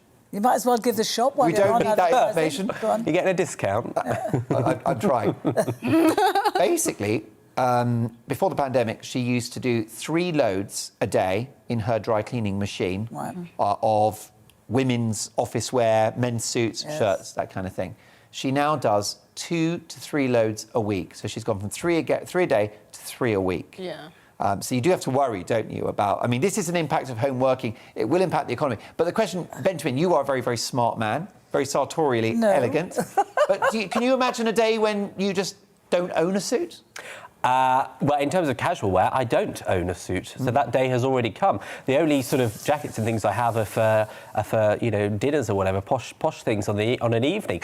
And you know what? I actually really like suits. You know, I think Daniel looked quite nice in the casual wear. I think that actually would be far more normal for him to wear to work. So no wonder he does. He looks a bit like a sort of pound shop Gareth Southgate in the suit. He did not. He did not. Are we able to get that footage one more time? He looked like a man of substance with the suit on. Thank you. He looked like the kind of person you would take very seriously if he came into your office. Yes, he looked quite nice in the cash think like that. But I think employers still think like that. I mean, my husband will not buy a suit. Okay, he's got some from years ago, nice ones. Yeah. Legs this wide, shoulders this wide. He goes, I can't wear them, they're terrible. But he won't buy a new one because he's like you. He just doesn't see the point. And we row about it all the time. Because when you go to a function, what's he going to wear? Well, it looks a mess. And I must confess that sometimes if you go to some events and the other men are in suits, I get to envy. Yes, because there are some beautiful ones and they're not cheap. Look at Dan, look at the difference. He looks like a different bloke on the right. Entirely different. I think his body language is different. He looks more confident. Yes. And if I was a boss and I had to decide his wage, I would give the guy on the right more money. So would I. Well, I think that would be ridiculous. I would give him one. Because you're thinking a pay rise. It should be about the substance. So it's you. You're saying you just think outrageous things. But no, I mean, look, I think I'm in my 20s, as I'm keen to point out for the remainder. 29, that's the third time you've told us. 9 3/4. Yeah, I mean, almost, yeah. But do you know what? You know, a lot of young people, they feel more comfortable, they feel more able to be themselves and to be creative, if that's relevant in their job, in their own clothing. And I think that's something that, you know, we've lost that maybe it's the young interest in people that suits. you know, and you're moving progressively into the less young category. Yes. Everyone that I know dresses really well. We love to take the pride in our appearance. Yeah, I didn't say I don't take pride in my appearance. You projected that view onto what I wear. I'm just saying, like, you know, dressing really smart and wearing a suit and, you know, just being as presentable as possible is something that's actually very... my generation of friends is something that I've noticed. I don't know if it's moving slightly. And I think it's the other way. intergenerational. I just don't think it's older generation like suits. I think younger generation like, and women like guys to look good. Yeah, exactly. But also there's another factor to this, and that's the range of clothing you can get and how good the quality is for an affordable price is much better than it was a few decades ago. And I think that's probably had an impact, particularly for men, where there's a lot more range for men to the sort of clothes they can wear. And so I think that explains why lots of them wear things like suits this. are cheaper too. I mean, suits are much cheaper now. Well, there you go. Well, I will say that Daniel, frankly, Daniel could turn up to work in a bin bag and we would still love him to bits. But what do you think? Maybe you could email the show and tell us whether you prefer smart, suited Daniel or the more casual look. No, I wouldn't do that. That's the old email address. It's mark@gbnews.uk. It's my direct email address. Comes straight to this laptop. Mark says, Hunter, the ladies are wrong. Working from home was already happening way before COVID, at least part of the week. My local authority wants staff to work from home as there's less sick days, more productive and cheaper as they can reduce office space. The digital age is here. HR are also looking at better work-life balance. People can't afford London anymore, so commutes are longer, sometimes 2 hours each way. Expensive. London waiting was done away with and absorbed into basic pay. No longer appears on wage slips at all. And actually, that's Alan Hunter. Thank you, Alan. Working from home, there are still 2 London waitings for teachers and for civil servants. £4,000 approximately, says Judith. But service is poor and waiting times are very long when contacting anyone who is working from home. Really frustrating. Exactly. That's an That's a very good interesting point. one. And Steve says, Mark, a curvaceous woman looks better in a suit than any man, bringing 2 stories together. Fantastic. Thank you, Steve. More to come for the end of the show. What has Oxfam done to rile Carol Malone? We will reveal today's Greatest Britain and Union Jackass, and a few more of your emails too. Don't go anywhere.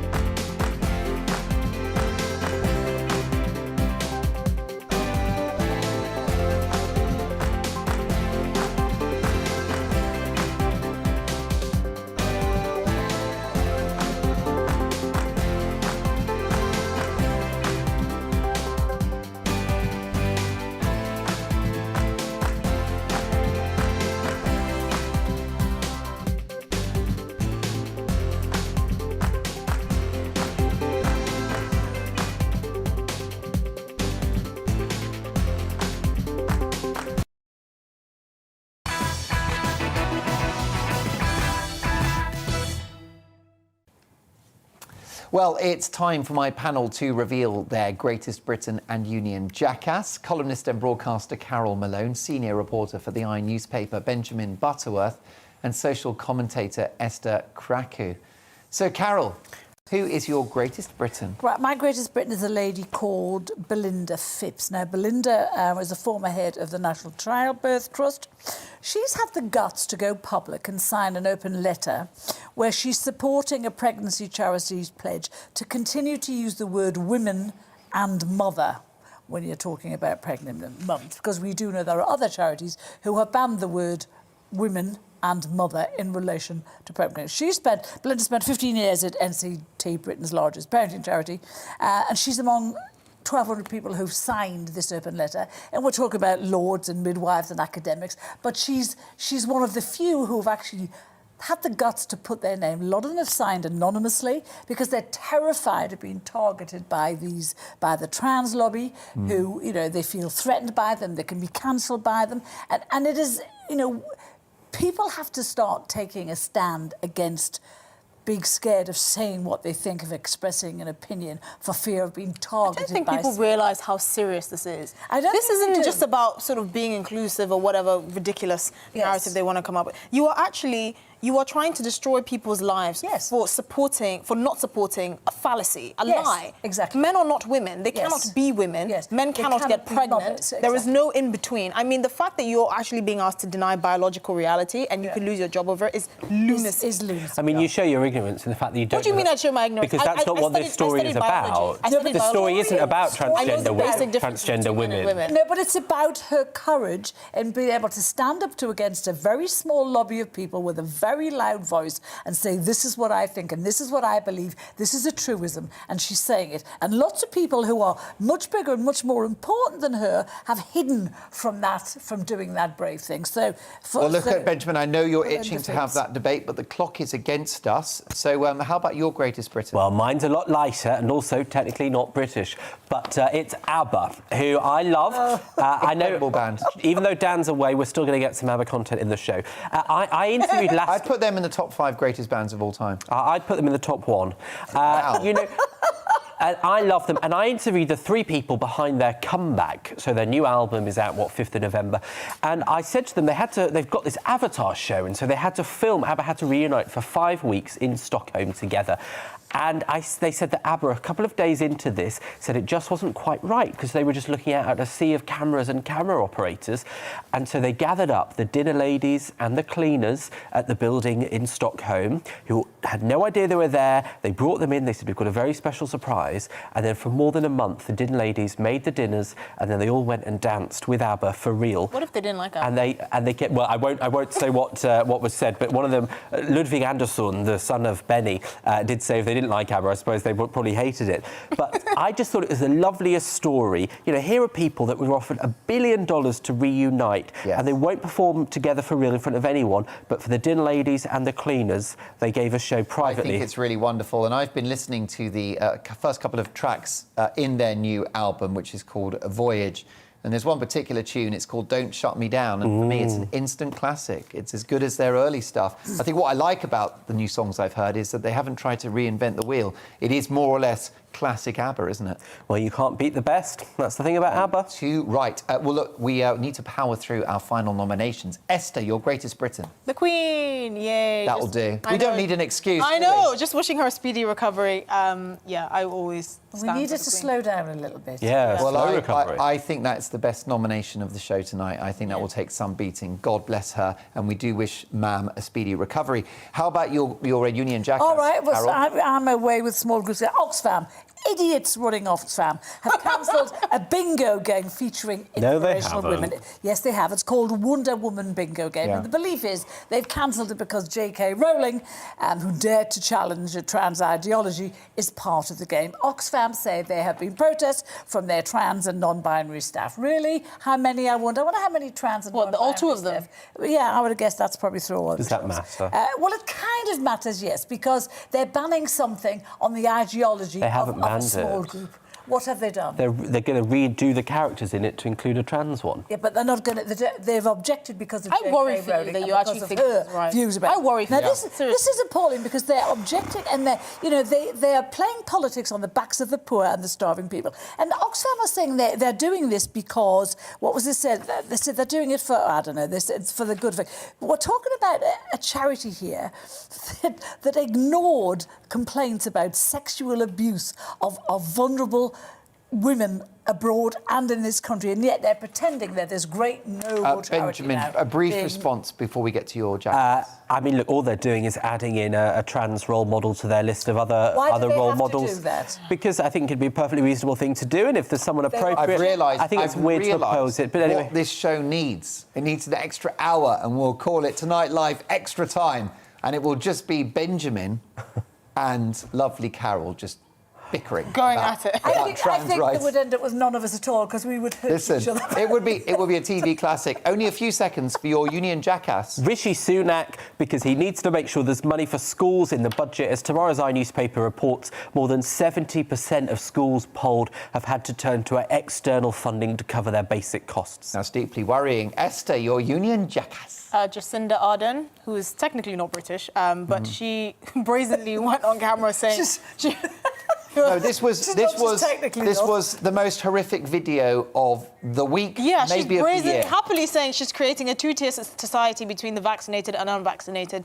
I'm just telling people, stay tuned, because this is Sounds the good to beginning. me. Yep. May I sincerely thank my excellent panel, the fabulous Esther, Benjamin and Carol. They return in a week's time. My thanks to my amazing team who have worked so hard and done a brilliant job, especially Daniel for showing off his new look. But most importantly, thanks to you for your company. I've loved having your company tonight, and of course your amazing emails. We'll do it all again tomorrow at 9. See you then.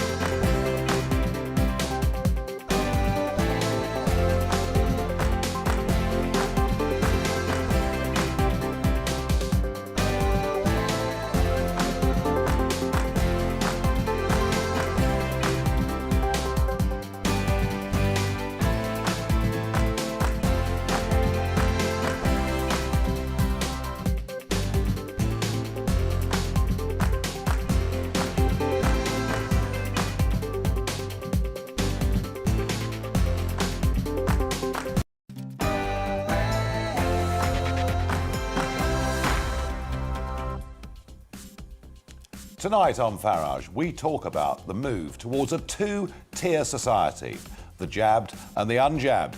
Something very sinister